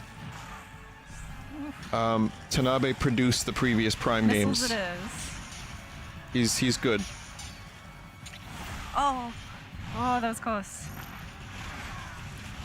They want to build the story of Kirby. Silex and Samus. Just stay down. Yes. Oh, finished with the melee counter. That's beautiful. Yes. Well worth the wait. Nice, she did it. Thank you. Good work, shit. Teresa. Well, that is is all we have to show for game footage, but we do have some cool announcements to also show to the folks at home, so Yes. I'm really excited. Shall we? Oh, we shall. Oh. All right. Okay. So, Amiibos and as release. you probably might have seen in the very beginning of the game, the surface area, Amiibo functionality is active in this game. It does support the two Samus, the Zero Suit Samus and the regular Samus from the Super Smash Brothers line, but there's also two new Amiibo that we're so excited to show you guys. So we actually have them right here. I'm going to ask you to hold... Actually, no. I'm going to give you the honors of holding him because he's so awesome. My little friend. So you get the Metroid, and this is the best part. He's actually squishy. He's actually feels like a Metroid. It's so cool. And he's like breaking out of this little case and Oh everything. God, I snorted. And I then you kind of want also it. have Fuck. Samus again here, but she's in her classic Metroid 2 pose, and that is just so cool. Like the amount from the cover of detail that's Metroid 2. around her, it's so amazing. She feels so cool. And So then yeah. these are going to be great additions to my collection, maybe your collection. Oh yeah, definitely Yes. my collection. I'm a super big fan of Metroid. 9 new Amiibos so we announced today so can't, far, folks. Unfortunately, tell you what the functionality is in this segment, but we will announce it at a later time. But we wanted to show you these because they're so cool. Yes. Yes, and before we go, Yeah. we wanted to ask if Sakamoto-san and Jose have any final thoughts they'd like to tell our studio audience. Tell us, Jose. Tell us. 何かありますでしょうかね。どうしたんですか？ Yes, I wanted to thank Sakamoto-san and Nintendo for relying on us to develop this new Metroid game. So thank you so much. Yeah. 私たちもマーキュリー・スティームさんというすごくいいパートナーに巡り会えて2D メトロイドの可能性をすごく広げることができて非常にハッピーです。 Yeah, I think Thank you. We are very happy, of course, to have been lucky enough to team up with Mercury's team on this project, and we really feel that the world, the potential for the 2D Metroid franchise has really just opened up for us a lot. So thank you so much. That's right. It has begun again. Phase 3 of Metroid has begun. Maybe we'll get more than 2 titles in 9 years. 映画出ないんですか？ Or 7 years. 実は今回のサムスリターンズではスペシャルエディションですね。特典付きのものも発売されます。 Special edition. I heard that. We're going to launch and put on the market a special edition for Metroid Samus Returns. Oh, there it is. What does it come with? It's A so CD? pretty. So it also has on the Music? cover the original pose from the Metroid 2 Return of Samus. So that's so cool. It's a nice looking cover. Got a Bastards. soundtrack there and reversible covers. So Yeah, that's so pretty neat. the soundtrack is actually called Samus Archives. It's a music CD and it has about, I think, 25 tracks. 25, yeah. Yeah, and it's just a collection of all the games that have come out so far for the Metroid series featuring our beloved heroine, Samus. Cool. Including this one. So I hope you guys really... Don't really I'm listen to super CDs excited for it, anymore. so I hope you guys are too, and it's a really cool treat. Yes, thank you so much for telling us about that, Sakamoto-san, and Yes. thank you, Jose, as well. Thank you. All right. All right, so I think later today we're going to have a trailer. Oh, that's right. So one more treat for you all. So those of you that have a Nintendo 3DS at home, you're actually able to see the trailer that aired earlier today. And it actually, because you have a Nintendo 3DS, if you're able to put on the 3D, In 3D. functionality, you'll be able to see that 3D depth and display. And you'll just be able to see how isolated and cool and all that depth that's in Metroid. So we're really excited to have that available for you today. And you could download it for free on the Nintendo eShop. Yes, and thank you so much for tuning in. We're so happy to be able to show you Yes, Metroid Samus Returns. totally announced. Thank you again, Sakamoto-san and Jose, for joining us and speaking with us. And please stay tuned. Next up, we Okay. have Mario plus Rabbids Kingdom Battle, so don't Nope. go anywhere. No, we're good. Thanks. We're good. That was a really, really good surprise announcement. It's like I was like expecting Ever Oasis 2 or Pikmin handheld, which would have been fine, but getting like a 2D Metroid game. I heard rumors. I mean, it's not like this was a total surprise. I heard some rumors, but that was a really, really cool demo. Let me talk a little bit about that. I wanted that. Nintendo listens to my streams apparently, because I wanted Zelda on the Switch to be exactly as it was, and I wanted like a 2D, 2.5D side-scrolling Metroid game, I'm a little, like I said earlier, I was a little upset about the Metroid 2 remake idea, but it seems like they're doing something different enough that it doesn't bother me too much. It looks like an entirely different game, aside from like the major like story beats and the killing of the droids. And there's new lore, etc., etc., etc. The gameplay looks like a pretty natural evolution of a 2D Metroid game. I hope it's not clunky, and I hope that the melee stuff, you know, is good, but not something I have to use constantly. The full range of aiming. Whoop! What just happened? I just dropped something. Something just dropped. The full range of aiming is both cool and a little weird. The idea of it kind of being, you know, not just 45-degree angles. That could slow things down a little bit. Like, one of the things that I liked about Metroid is if you wanted to go 45-degree angle, you just press a button, you're there, and it's like, you know, you don't have to stop and aim. So I'm wondering how fluid that's going to be. That said, it's pretty much exactly what I wanted. Classic Metroid, minimal bullshit, no Adam, no like weird story shit. Just a good Metroid exploration game with a lot of new power-ups and everything. Yeah, so I'm in. I think it looks good. That remains to be seen. I'm gonna play it first, of course, before I make any final judgments, but I'm excited. We got 2 new Metroid announcements. Really, I think some solid presentations. Poor Animal Crossing fans. They wanted Animal Crossing. They even tried to summon Animal Crossing into existence. But worry not, for Scoot's birthday is today, and I plan on potentially, you know, checking out that later on. I have to go out in a little bit and do some recording, but after that I might return with Metroid and with Scoot. Let's see, what else? The stuff that we knew about, like Splatoon, we didn't get a lot of footage of that, but it looks good from the directs we saw. ARMS is pretty good after playing the demos. Mario Odyssey looks awesome. Definitely like the direction they're taking with it.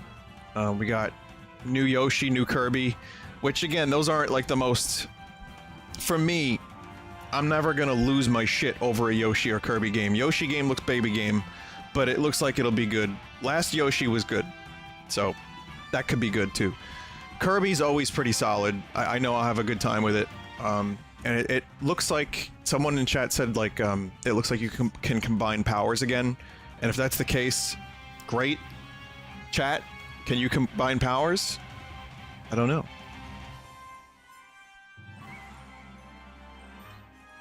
So for me, it was a good conference, but I'm gonna let you guys decide. Strawpoll.me/ it looks like you can combine powers. That's the best thing from Kirby 64, so that's a good thing. Strawpoll.me/ 13180282. Vote. 10 being the best, 1 being the worst. Check the chat.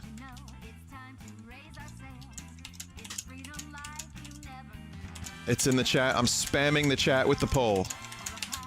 Please vote. Strawpoll.me/ 13180282.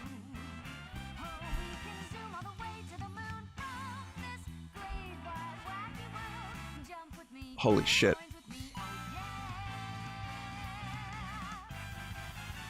Okay, so there's a couple thousand votes. The votes are coming in. I need a lot more votes though, guys. We need to get a couple thousand. Maybe more than a couple thousand. So just keep voting. Keep voting. Okay, so while you guys are voting, I want to talk about what I wanted versus what I got. I got Metroid. I'm happy. 2 Metroid games. Prime and a classic Metroid side-scroller. Fuck yes. Metroid's probably my favorite video game series of all time. And I fucking love the fact that we're now getting back to the classic Metroid. I've always been a little miffed that the Prime series was considered non-canon. Welcome back to Nintendo Treehouse Live. I'm Terry, and we have Mario plus Rabbids Kingdom Battle. Rabbids? Oh. Anyway, I was a little miffed that for a little while it seemed like the Prime series was getting the shaft because we needed to focus on like shit like Other M, and I don't know. Now it's nice to know that Nintendo cares enough to actually go back to Prime. I think they're just kind of like saying, you know what, we made a mistake. We made a couple of mistakes with Metroid. We need to do something quick. So let's go back and give people what they want. Prime and Classic. And you know what? Prime is one of the best series Nintendo. Like that as a trilogy, it's one of the best that Nintendo has published. And it's weird that Retro's not working on it, but whatever they end up doing, I'm sure they're going to take their time with it, which is probably why we didn't see any footage. So the Metroid fan in me is happy. Very happy. Mario looks great. I would have liked to hear about a new Animal Crossing game. I would have liked to see what that second DLC actually was for Zelda. Okay, fair enough, we didn't get that. F-Zero would have been a nice pipe dream, but we didn't get that either. Okay, fair enough. We did get some, you know, Xenoblade footage, and it looks good. I haven't played Xenoblade, so I gotta be honest, I'm not really totally... Just like, you know, we were watching Sony yesterday, and I'm looking at all these games, and I'm like, wait a minute. I don't have the system, but I don't think I necessarily want the system for these games. As good as Xenoblade looks, I don't think I would buy a Switch for it. It just looks good, and if it comes out this year, then great. That's just more stuff for people to play, and I might be interested in checking it out. Might. Fire Emblem Warriors, I like Hyrule Warriors. I probably put close to like 50, 60 hours in that. You know, it's dumb. You turn your brain off. I'm excited to see what Warriors brings to the table for the Fire Emblem series, or like, or rather, what does Fire Emblem bring to the table for Warriors? So, could be cool. I don't know. Not in my top, like, most exciting games, but I'm definitely on board to check it out. This game looks surprisingly decent.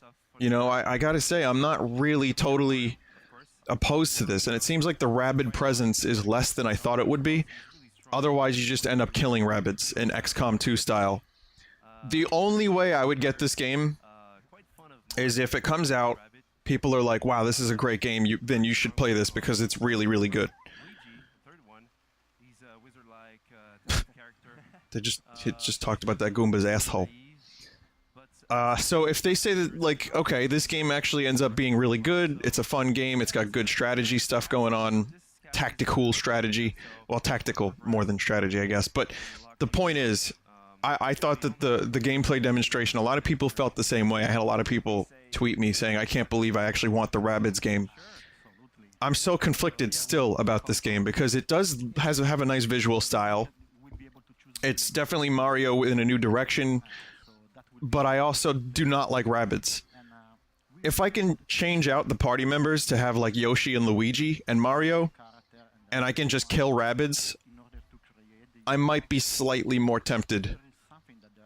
But poor Rayman, huh? Rayman just got the shaft. Could you imagine a Rayman / Mario game? That would have been pretty cool. But we didn't get that. It's all about Rabbids. So I'm lukewarm to this, but I'm not turning my brain off completely to it. ARMS, I played the demo of. I'm gonna pick that up because I liked it. Splatoon, it's got brand new stuff in it. I want a lot of things from Splatoon, and it looks like it's delivering that Horde mode, and it's delivering a good new single-player story. I want that. Great. Multiplayer is going to be whatever. I'm going to check the results of the poll in a minute. Don't worry, guys. So, yeah, Metroid and all that stuff is great. What else am I missing? It's too early for Star Fox, and honestly, after the last one, I feel like it will probably be a little while before we get anything Star Fox anyway.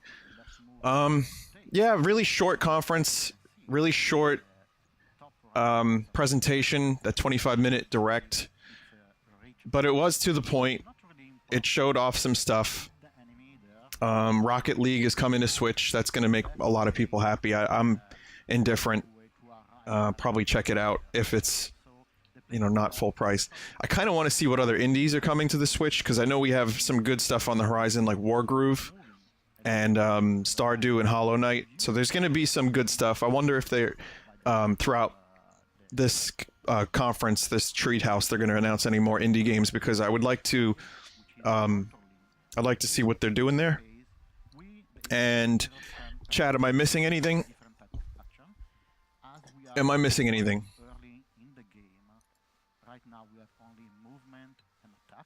You want the poll link again? Oh yeah, Pokemon Major RPG. So I think it's kind of... Here's the poll link. Alright, so we got Pokken Tournament, which I don't care about. I'm not going to buy that, I don't think, because I've already played enough of it on the Wii U. It's a good game. Maybe I'm just not into it as much as I thought I was. Because I'm not feeling like I want to buy it again, especially not for just a couple characters. If it was reduced price, maybe. But I'm not exactly down for that. We didn't get Smash 4. Listen, here's the two things I would have liked. Virtual Console announcement, just to see what they're doing with this thing finally, because we still don't have a Virtual Console on the Switch, and that's a really good way to kind of fill in some of the gaps of the release schedule, you know, with classic shit. And I still have no idea what direction they're going to go in for the Virtual Console, so it would be nice to hear about that. We didn't hear about that. Fine, that's okay. We also didn't get Smash 4 on the Switch, which I remember even KY was kind of like giving me shit because I wanted that. It seems like an obvious release. Just because it's, you know, it's one of those games that sells systems. Mario Kart sold really well, and I feel like that would also do really well. It would be nice to have a portable Smash with some new stuff in it, and with, you know, maybe a couple new characters. That said, I wouldn't mind a brand new Smash Brothers. I would prefer that, but I figure Sakurai's got some wrist problems and he doesn't want to really do this anymore. So I just kind of figured as a result of that we would get a Smash 4 port. That's what I expected. Yeah. So we didn't quite get that. And I also figured if they're not doing a Smash 5 with Sakurai, better to release the Smash 4 port now than wait like a year or two and just have like a kind of a small incremental amount of changes.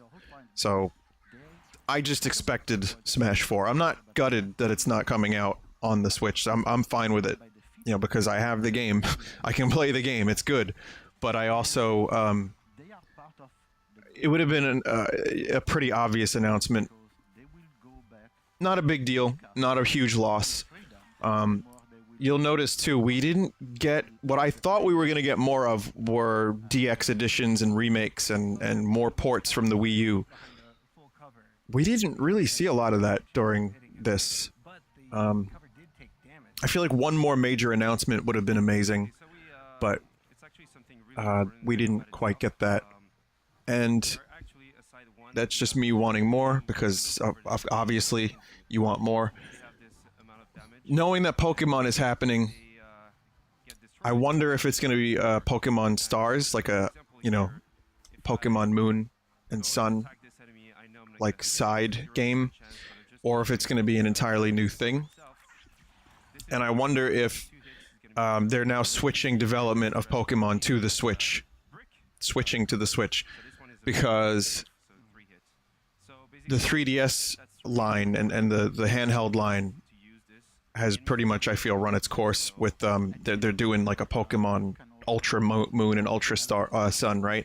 So I wonder if that's going to be it for 3DS, and then from there, they're just going to switch over and start developing this new Pokemon RPG, which they claimed is going to be a core Pokemon RPG on the Switch, which means it's going to be really, really nice looking. That's cool. I mean, Stars would have been nice. If it's Stars, that's going to be a little disappointing because it's over a year away. So I would prefer if it was a new thing entirely. I don't necessarily need better graphics. I just want, you know, a good game, maybe some evolution of gameplay, and maybe a new generation entirely. I don't know. So. Grant Kirkhope is doing music for this game, that's correct. So we're going to do poll results now. I think I've spoken about everything. that I need to speak about. And some people are going to call bullshit on this poll. Vinesauce is full of Nintendo fanboys. Maybe. But I think they did have a very good conference. I don't know if it's this good. But 31% of the vote says 8 out of 10. 30% of the vote says 9. 19% say 10. Mental. And then 12% say 7. 4% say 6. Then 5, 4, 1, 3, 2. So, okay, which one of you Nintendo fanboys hacked the poll? I give it an 8. I'd give it, like, if I could give it between an 8 and a 9, I would, just because I got 2 Metroid games. I'm biased. If there were no Metroid, I'd still give it like a 7.5, maybe. Somewhere in the 7 range, because it was solid, and we did get some core stuff. Yeah. And you had mentioned earlier that the objective for this battle is really to get to this final checkpoint. Well, the founder of Vinesauce is a pretty hardcore Nintendo fanboy. Who's that? Who founded Vinesauce? Who's that guy? We're playing, we know pretty much the map, but for the player it's going to be a first tricky map because they could take this as, oh, we like to defeat all the enemies, but the issue is that we have a lot of the respawn. Okay, so now we have the full results. We didn't do EA though. Do you guys want to vote on EA just so we have a full, like, a full perspective? And I've said this before, you know, I know the whole hardcore Nintendo fanboy thing is very easy to throw around, and it's true, I do love Nintendo. They also have tried to shut down my channel and take down my videos on a number of occasions. So how much can I love Nintendo after that? It's very, very difficult to love someone after they treat you like shit. So I went into E3 with a very open mind. As a Switch owner, I wanted games for my Switch. I see games for my Switch. We got a new Metroid game on the 3DS. Great. I like their shit. But I also have an Xbox One and a PC, so I mean, I really want just good games. I don't care where they come from. I don't care how they're released or where they're released. I want games that I want to play. Sony had some good games. They had great presentation because it was just like, here's the games. A lot of people were disappointed. They wanted more shit. They didn't get it. And we got to see God of War. There was some other stuff on there that looked pretty good. Microsoft even had a few strong games. A lot of the stuff I really wanted from those conferences, and including Ubisoft, is coming out on PC. So, you know, if you're talking about like stuff that you can only get on Nintendo or on one console, then yeah, Nintendo for me is definitely the winner. They did a great job. It wasn't a perfect showing. It was a little short. There's some things I would have liked, more new IP.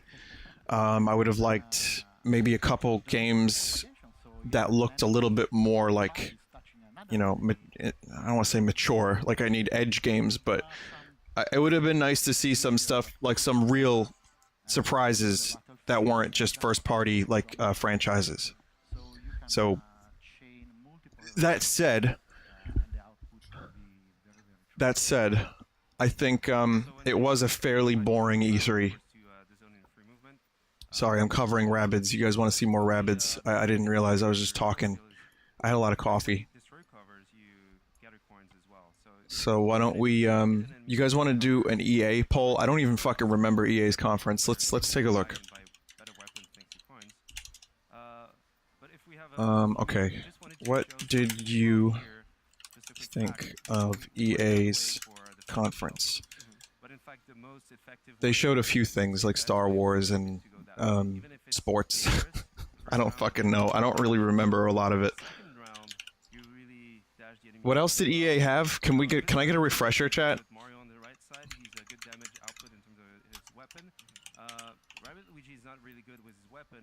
Shit, I made the poll and then I hit back by accident on my mouse.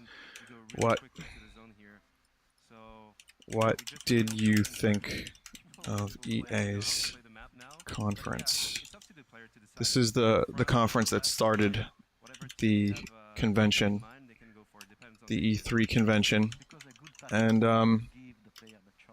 I just don't have very strong feelings about it.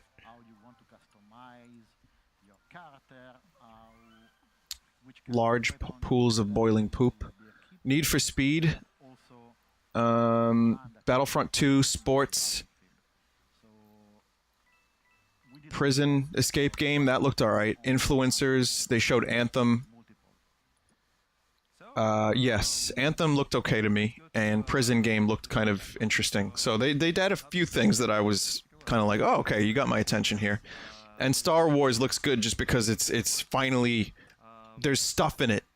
It's not like play for an hour and then, oh, I've seen everything.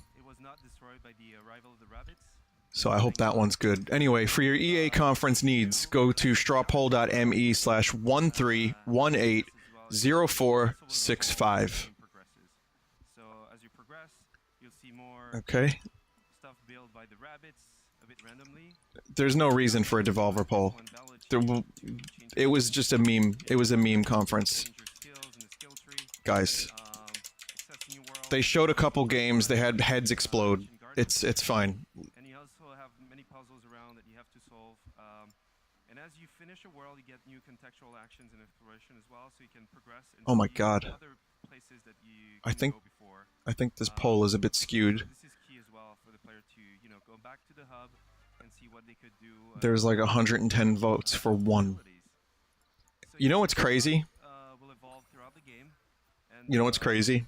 we won't be able to show The fact that EA is giving away their Star Wars DLC for free. They're doing like free update DLC for the Star Wars game. And fucking Bethesda is like, hey, you want to pay for some mods?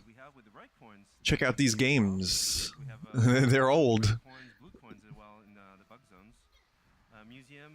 Isn't that weird? People are going to vote EA down because of the knee-jerk reaction to the name EA. It's crazy because EA also put out Titanfall 2 with free DLC, and Titanfall 2 was the shit. Sure, they didn't develop it, but I thought it was great. Battlefield 1 was pretty good. Battlefront 2, I mean, sure, they do a lot of the same types of games, but I really don't think EA was as bad as people think they are. I mean, people want to be on the hate train, but oddly enough, EA and Ubisoft weren't that bad.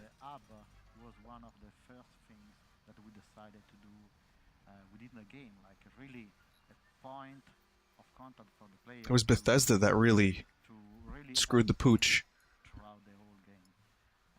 Especially for their loyal fans. Even though Bethesda did deliver Wolfenstein, which is probably one of my most anticipated games of all of E3. So that is definitely counting for something. I cannot wait for Wolfenstein New Colossus. So here's the poll for EA. 21% of the vote says 5. 18% says 4. 16% says 3. Jesus Christ, this is even lower than Bethesda. 15% says 1, which is just the knee-jerk reaction, like, oh, EA's cock, it's in your ass. I would definitely have asked you to put your biases away and just judge everything based on what it looked like, what kind of games were presented, whether or not the conference was an embarrassing piece of shit. And I would say EA definitely did better than Ubisoft, than Bethesda, but that's just me. So, I don't know. Whoever was doing the polls, can we get an updated Fly2555? Can we get an updated full perspective on these numbers? Someone online was like, Vinny, you're simplifying it. It's not just paid mods, it's the creator studio. So I emailed them back, I said, in the creator studio, do you pay for mods? Y/N. And they replied, Y. Letter Y. So, Someone said, I believe the word you're looking for to sum up this E3 is underwhelming. Yeah. And again, aside from Metroid, even Nintendo didn't really fully, like, they didn't, like, drop bombs. They just had a fairly solid showing. Metroid was 2 Metroid games. It's like back to Prime 1 and Metroid Fusion, which is great. But that elevated their shit.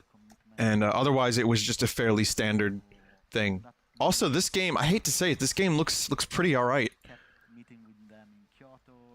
Beyond Good and Evil 2 was definitely something a lot of people are excited about. And I don't think we're going to see that game for a couple of years. Seriously, it was just no gameplay, cinematic. It looked awesome. From what I understand, it's a prequel, and there was a cliffhanger in Beyond Good and Evil 1, cliffhanger ending. So I have this weird feeling that that's going to piss people off. But I really think that we're far away from... We're extremely far from a release on that game. But it did look pretty badass. God of War looked badass. What if we get a poll on what your game of the show? No, that wouldn't really. That's going to be biased. If anyone has a couple of minutes and wants to make like a massive poll with a couple of games from each conference, you know, Assassin's Creed, Call of Duty, Anthem, some of the Nintendo stuff. I don't know if Prime should be on there because there's no gameplay. But if anyone wants to make Monster Hunter, if anyone wants to make a poll for that, then I say go for it. I'm not going to do that poll. That's going to take a while. And I'll probably end up leaving out games that people are going to really want.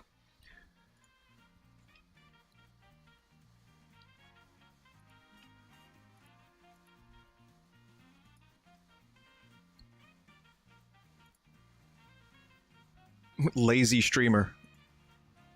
Eat a dick. Sea of Thieves looks pretty good. Yeah, I definitely have forgotten a number of the games already. I even forgot about Sea of Thieves, and I thought that looked pretty great. Alright, so Fly has updated the, thing, and I can't click it because the chat's scrolling too fast. I really need to get that chatty thing. Are you kidding me?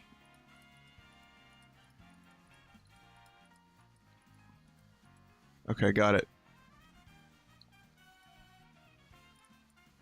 Okay, so this is the full Vinesauce results.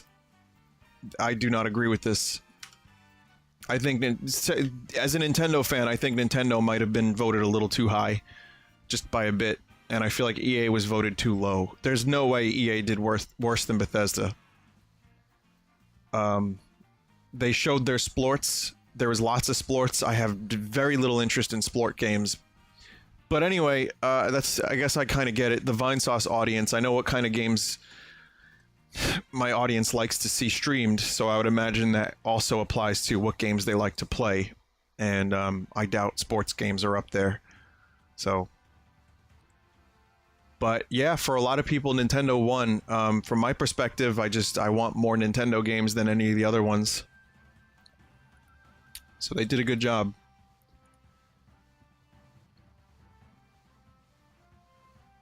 Someone says, I think mode scores are the best representation. I guess so. Sure, so then if that's the case, if the mode score is the best representation, then yeah, that makes pretty much, for me, that makes a lot of sense. But I would definitely put Microsoft and Sony almost tied. So, but from my perspective, the Jedi are evil. Mode for EA is wrong. Yeah, I figured that. Hang on a second. There's the Metroid trailer, yeah. Remember when Federation Force came out? And the dislike ratio was like pretty much this, and this was the like ratio? Well, here's the like versus dislikes for Metroid Samus Returns.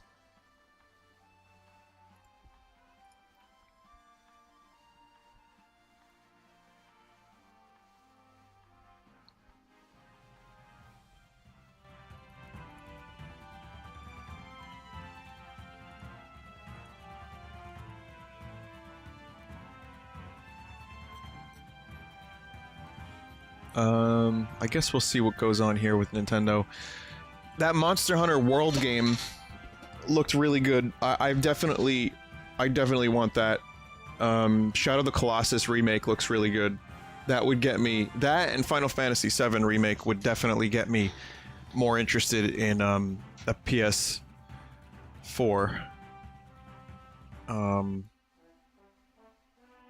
Not a whole lot else. But Monster Hunter World is coming to PC and Xbox, and I have those.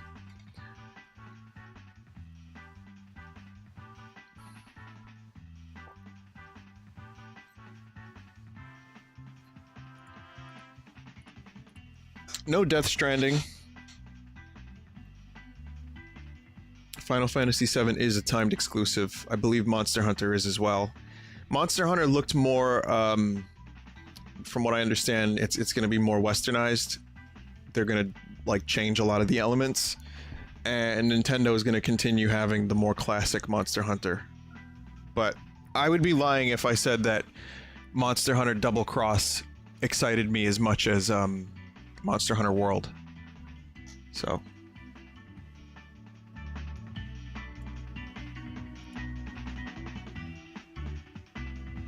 They put 2 more amiibo on Twitter. I'm gonna see if there's a best game poll at some point. Maybe someone's out there making it, I don't know.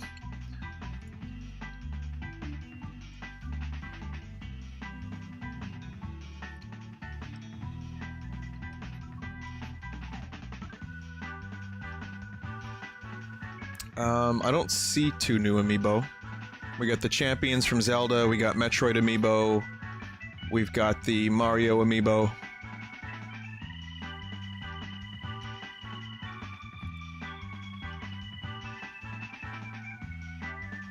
I do have to get going. My studio session got delayed, but I am gonna get going in a couple of minutes, maybe like 10 minutes.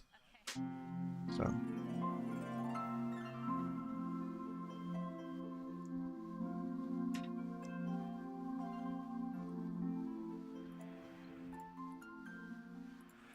Hi everybody, welcome back to Nintendo Treehouse Live at E3 2017. I'm up here with Matt, Audrey, Nice shirt. and Mr. Hayashi from Koei Tecmo, and Owen translating. We're here to give you a look at Fire Emblem Warriors. I want to warn you, it's Okay. a very chaotic game, and so Audrey will not be playing while she speaks. That's why we've got Matt up here with us. Oh, here's He the won't be other new saying a whole amiibos. lot, but I hope you chime in with a little bit of your strategic decision making. I'll try. As we're going. So anyway, take it away. Matthew has a Koopa wonderful and Goomba. personality. You won't be hearing much of it, though. Sorry about that.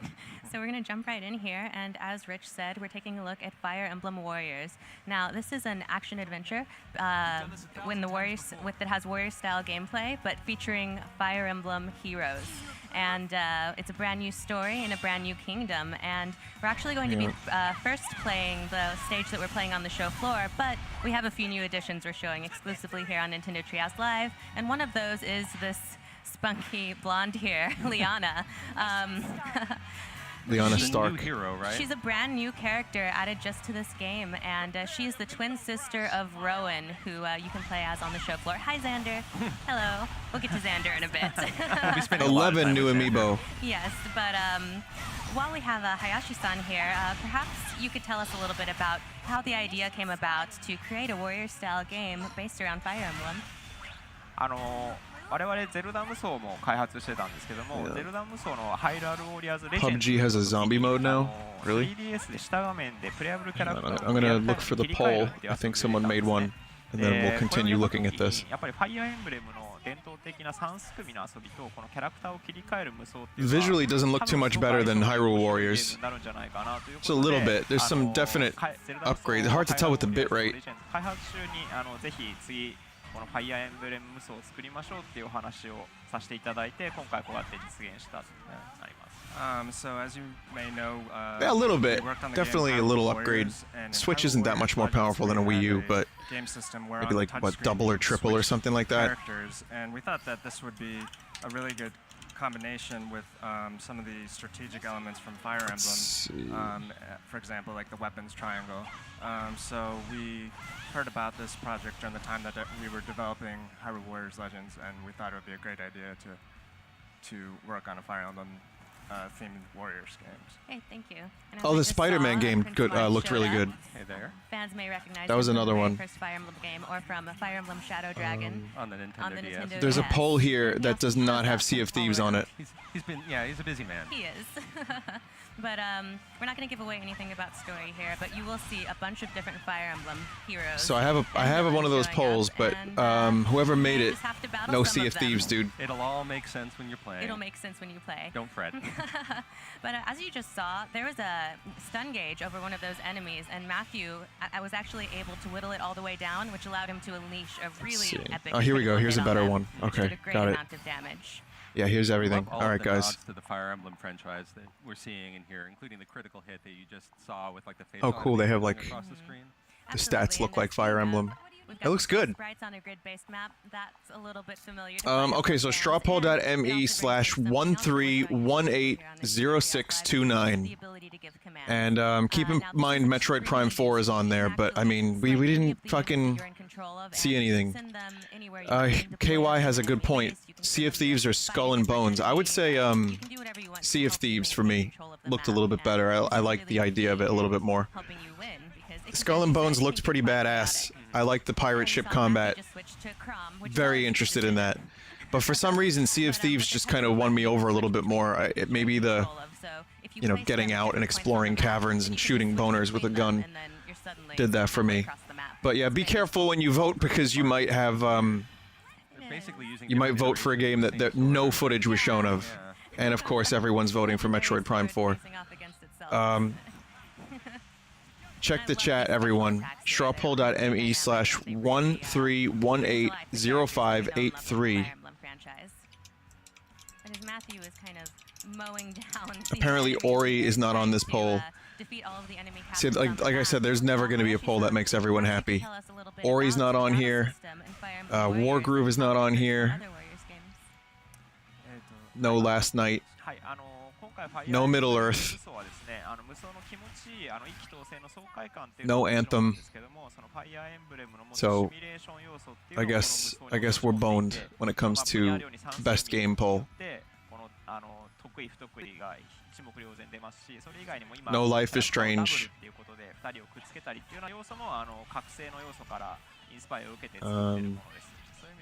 No Mario Odyssey. What the fuck? How'd they forget about that? Forget this poll. This poll's bunk. Ignore.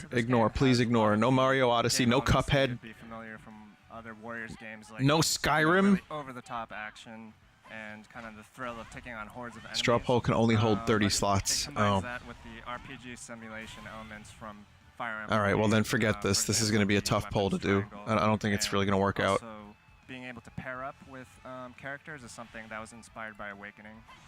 So we have Wait, what's there? strategic elements of Fire Emblem combined. There is Mario Odyssey on there? Well, the other shit's not on there. I didn't see Mario Odyssey. Let's see. That I think Fire Emblem fans will especially really appreciate. You mentioned the weapons triangle, and anyone who's played I think there's a number of different polls going around. The one that I posted does not have Mario Odyssey. And things like pairing up. If you pair up two of your units, then you can do things like dual attacks or dual guards, and you can even have them jump in and help each other during their special So yeah, attacks, screw it. which isn't Don't worry about it. helpful. Whatever you like, you like. I think Mario Odyssey is definitely up there for me. Wolfenstein's up there. Metroid, the Samus game, Samus Returns, that's up there. And it's not done yet. No, she's just getting started. Yes. She did give it her all. Thank you, Corin. It's there. It won. You didn't. Hang on a second. Oh no, you made her mad. This one's really cool. Again, I believe we're talking about different polls because this is the one I posted. Both are momentarily struck numb by the I know. beauty of And Mario Odyssey is not on this one.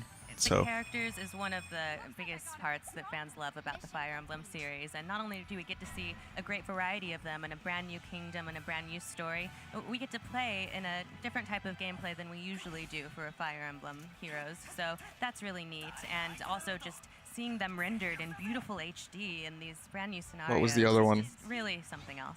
And having all of these characters brought together in one game provides us with So what the fuck one was I posting? You get to see characters who'd never interact in any other game. 2-9.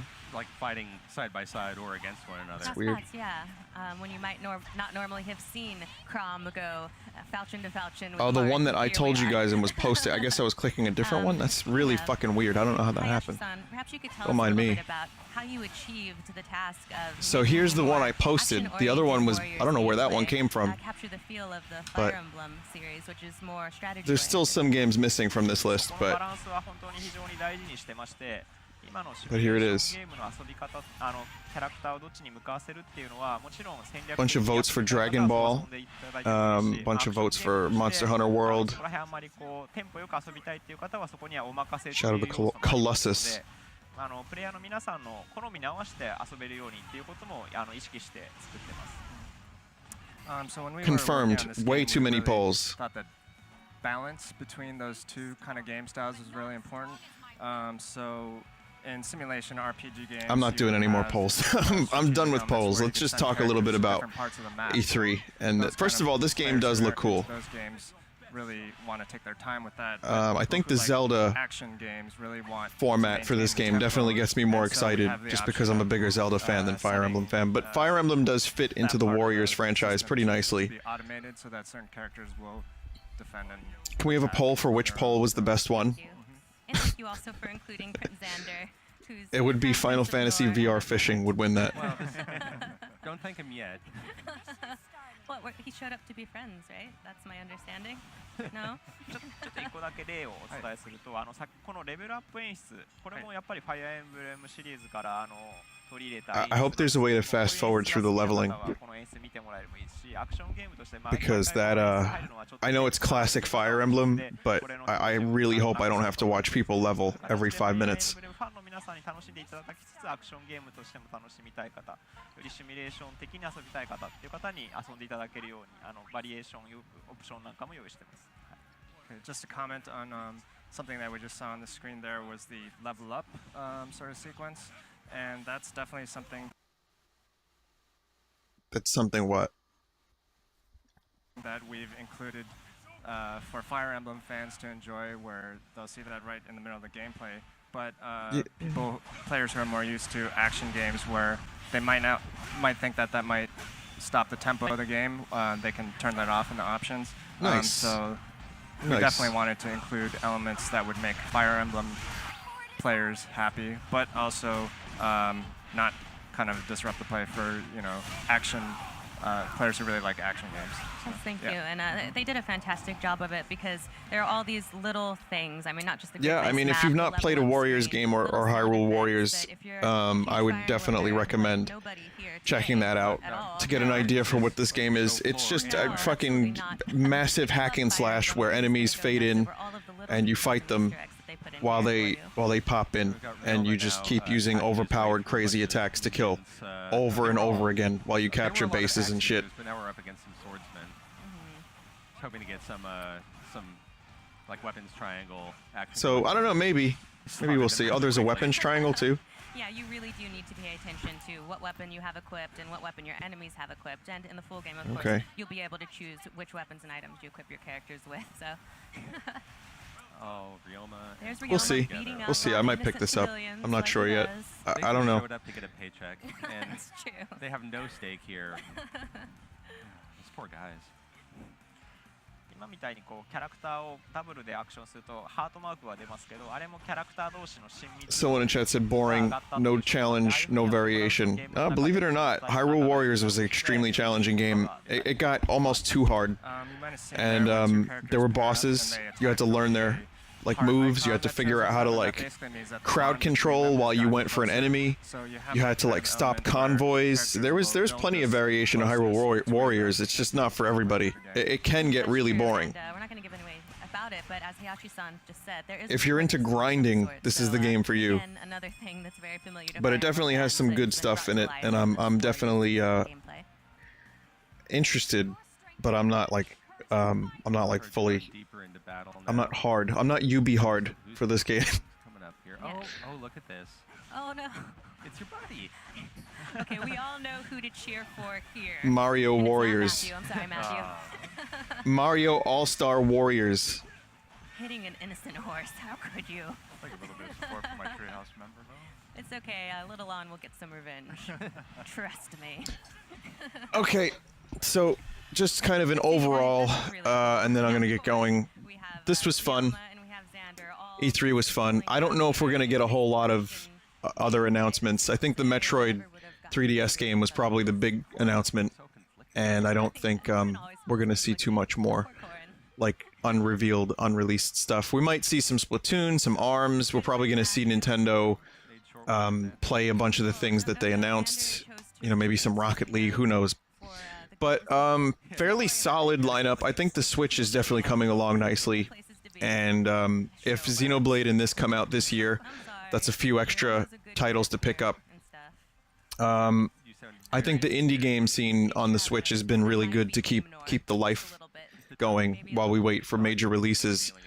And I also think that because of how well the Switch sold, we're going to see a lot more third-party stuff. FIFA being one of them, Rocket League, of course. Well, that's more indie, but and then we're going to see, you know, Skyrim again with motion controls. I might pick up Skyrim because it's a game I never finished. I haven't played it in like 5 years. And it might be a good portable game for just pick up every now and then and fuck around with, but I don't know. I'm not really sure. The other thing is it includes the DLC, and it has the better graphics. You know, it has the visual update, which is fine. But I do want to check out some of the stuff I never played. So I might pick up Skyrim on the Switch, and then I might only play an hour of it. So I'm a little worried about that. I'm not sure I necessarily need to bother with it. But yeah, I don't know. I'm not sure yet. What else? I guess really it's been kind of a fairly fun E3 here and there. There's some pretty big announcements, some pretty decent looking games. I keep thinking about the Wolfenstein game, and Assassin's Creed looked a lot better than I thought it would. And Anthem actually looked pretty interesting too. So there was a couple surprises. A lot of games on my radar now, and obviously Metroid has definitely made me a very happy person. So I can't wait to hear more about Metroid Prime 4, and I can't wait to stream Samus Returns. So pretty good overall. I like Nintendo's stuff a little bit better than everyone else. They definitely dropped some of the stuff I wanted, but I am a little biased. I cannot deny that. What else? I wonder if there's like an embarrassing moment compilation. There hasn't been a whole lot of embarrassing moments, but I wonder. Probably get like a couple minutes. Aside from the games, that's my second favorite part of E3. I'm just saying that the horse is right up to his level. Equals, yes. partners. Just below him. Crom. Oh, Marth. So, I guess that's about it. Thank you guys for joining. I hope you had fun with E3. I'll try to show up later. It's Scoot's birthday, so if I can show up later with Animal Crossing, I will definitely do that. And more Metroid Zero Mission as well. So, brace for impact with that stuff. Thank you for once again tuning into my E3 commentary. If there are any other little last-minute announcements and details, I will absolutely talk about it during my streams. And I think it's going to be a good couple of years for gaming, all around. A lot of really, really good shit coming out. I'm excited. So, seriously, guys, thank you. Thank you very much for joining me. It's been a trip. And it's been really weird having this many people tune in for my commentary, which means a lot. So I'll catch you guys later with more streams. In the meantime, if you want to check out some more Vinesauce streamers, if you're not going to watch this treehouse, then go to twitch.tv/team/Vinesauce, or you can just wait for my hosts. And I'll catch you guys later on with more streaming. So, take care, everybody. Metroid lives. 皆さんがムービー 3D で見るようなリアルなグラフィックの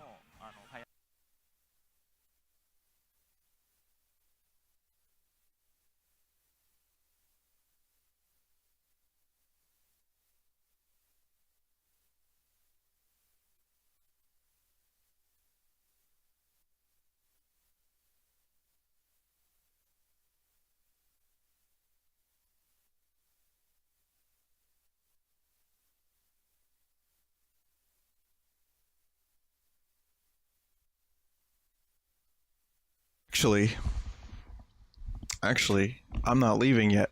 I have one more thing to show you. If you missed it, I uploaded a video yesterday, and it might be the most batshit insane thing I've ever uploaded in my life. So, with just over a week and a half to go before the Too Many Games convention, I made a Too Many Games video. This is the most last-minute thing I've ever done. And so I just knocked off a video real quick. So if you have a minute and 11 seconds, then here's something I made, and I hope you will enjoy. And it includes an exclusive reveal. So if you're down for exclusive reveal, then here you go. Also, I'm gradually raising my volume because it was super low. So you might want to turn your volume down just so you don't get your ears blown out. Okay, here it is. Convention. Too Many Games. June 22nd to June 25th. I got the date wrong. It's actually June 23rd to June 25th. Games. Fun. Convention. Too Many Games. King of Prussia, Pennsylvania. Actually, it's in Oaks, Pennsylvania, but close enough. June 22nd to June 25th. Buy useless shit. Spend your time and too many games. Fun. Dance. Too many games. Autograph. Panel. Fruit. All right, whoa. Get your own trash pickle. Yep, they're real. Shit.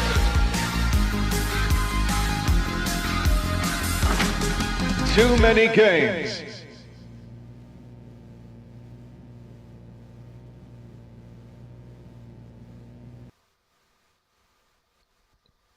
Yep. It would have been great if I got the information correct, and I gave people more than a week and a half to make plans for this fucking thing. I'm going to be there all 3 days.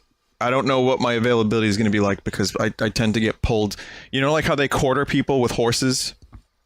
So at these conventions, it's like every limb is tied to a different horse, and every horse is running in a different direction. So if you're there, I will do my best. I edited that, actually, whoever asked. Dates and location are wrong, that's correct. But the link to the website gets you all the right info. So I should probably reveal this now. So we have Vinesauce lanyards and some stickers and shit, right? More kazoos. This year I wanted to do something really special and give away some really, really stupid things. One will be a surprise. I'm not going to tell you what one of them is.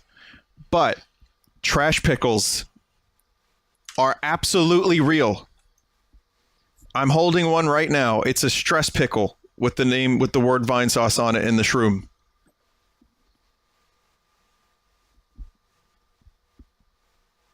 Yep.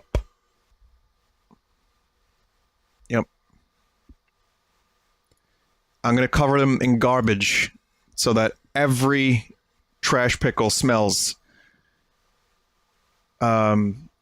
Also, you'll notice people were like, why are there turds falling from, you'll notice they're not actually turds. King of Prussia. So, I filmed like my blue screen on an angle, and I just rolled the pickles down them and then did it in slow motion for the video. So, yep. That's my life. Enjoy. I hope you enjoyed that. I had pickles all over my floor. Or there they are. Trash pickle. So that was that's just something. Just to cap off E3. If you're in town, I'll be there. If not, maybe next year. But again, thank you for watching. I hope you enjoyed my stupid video. Let's now leave for real. E3 was a lot of fun. And we'll do it again next year. See ya.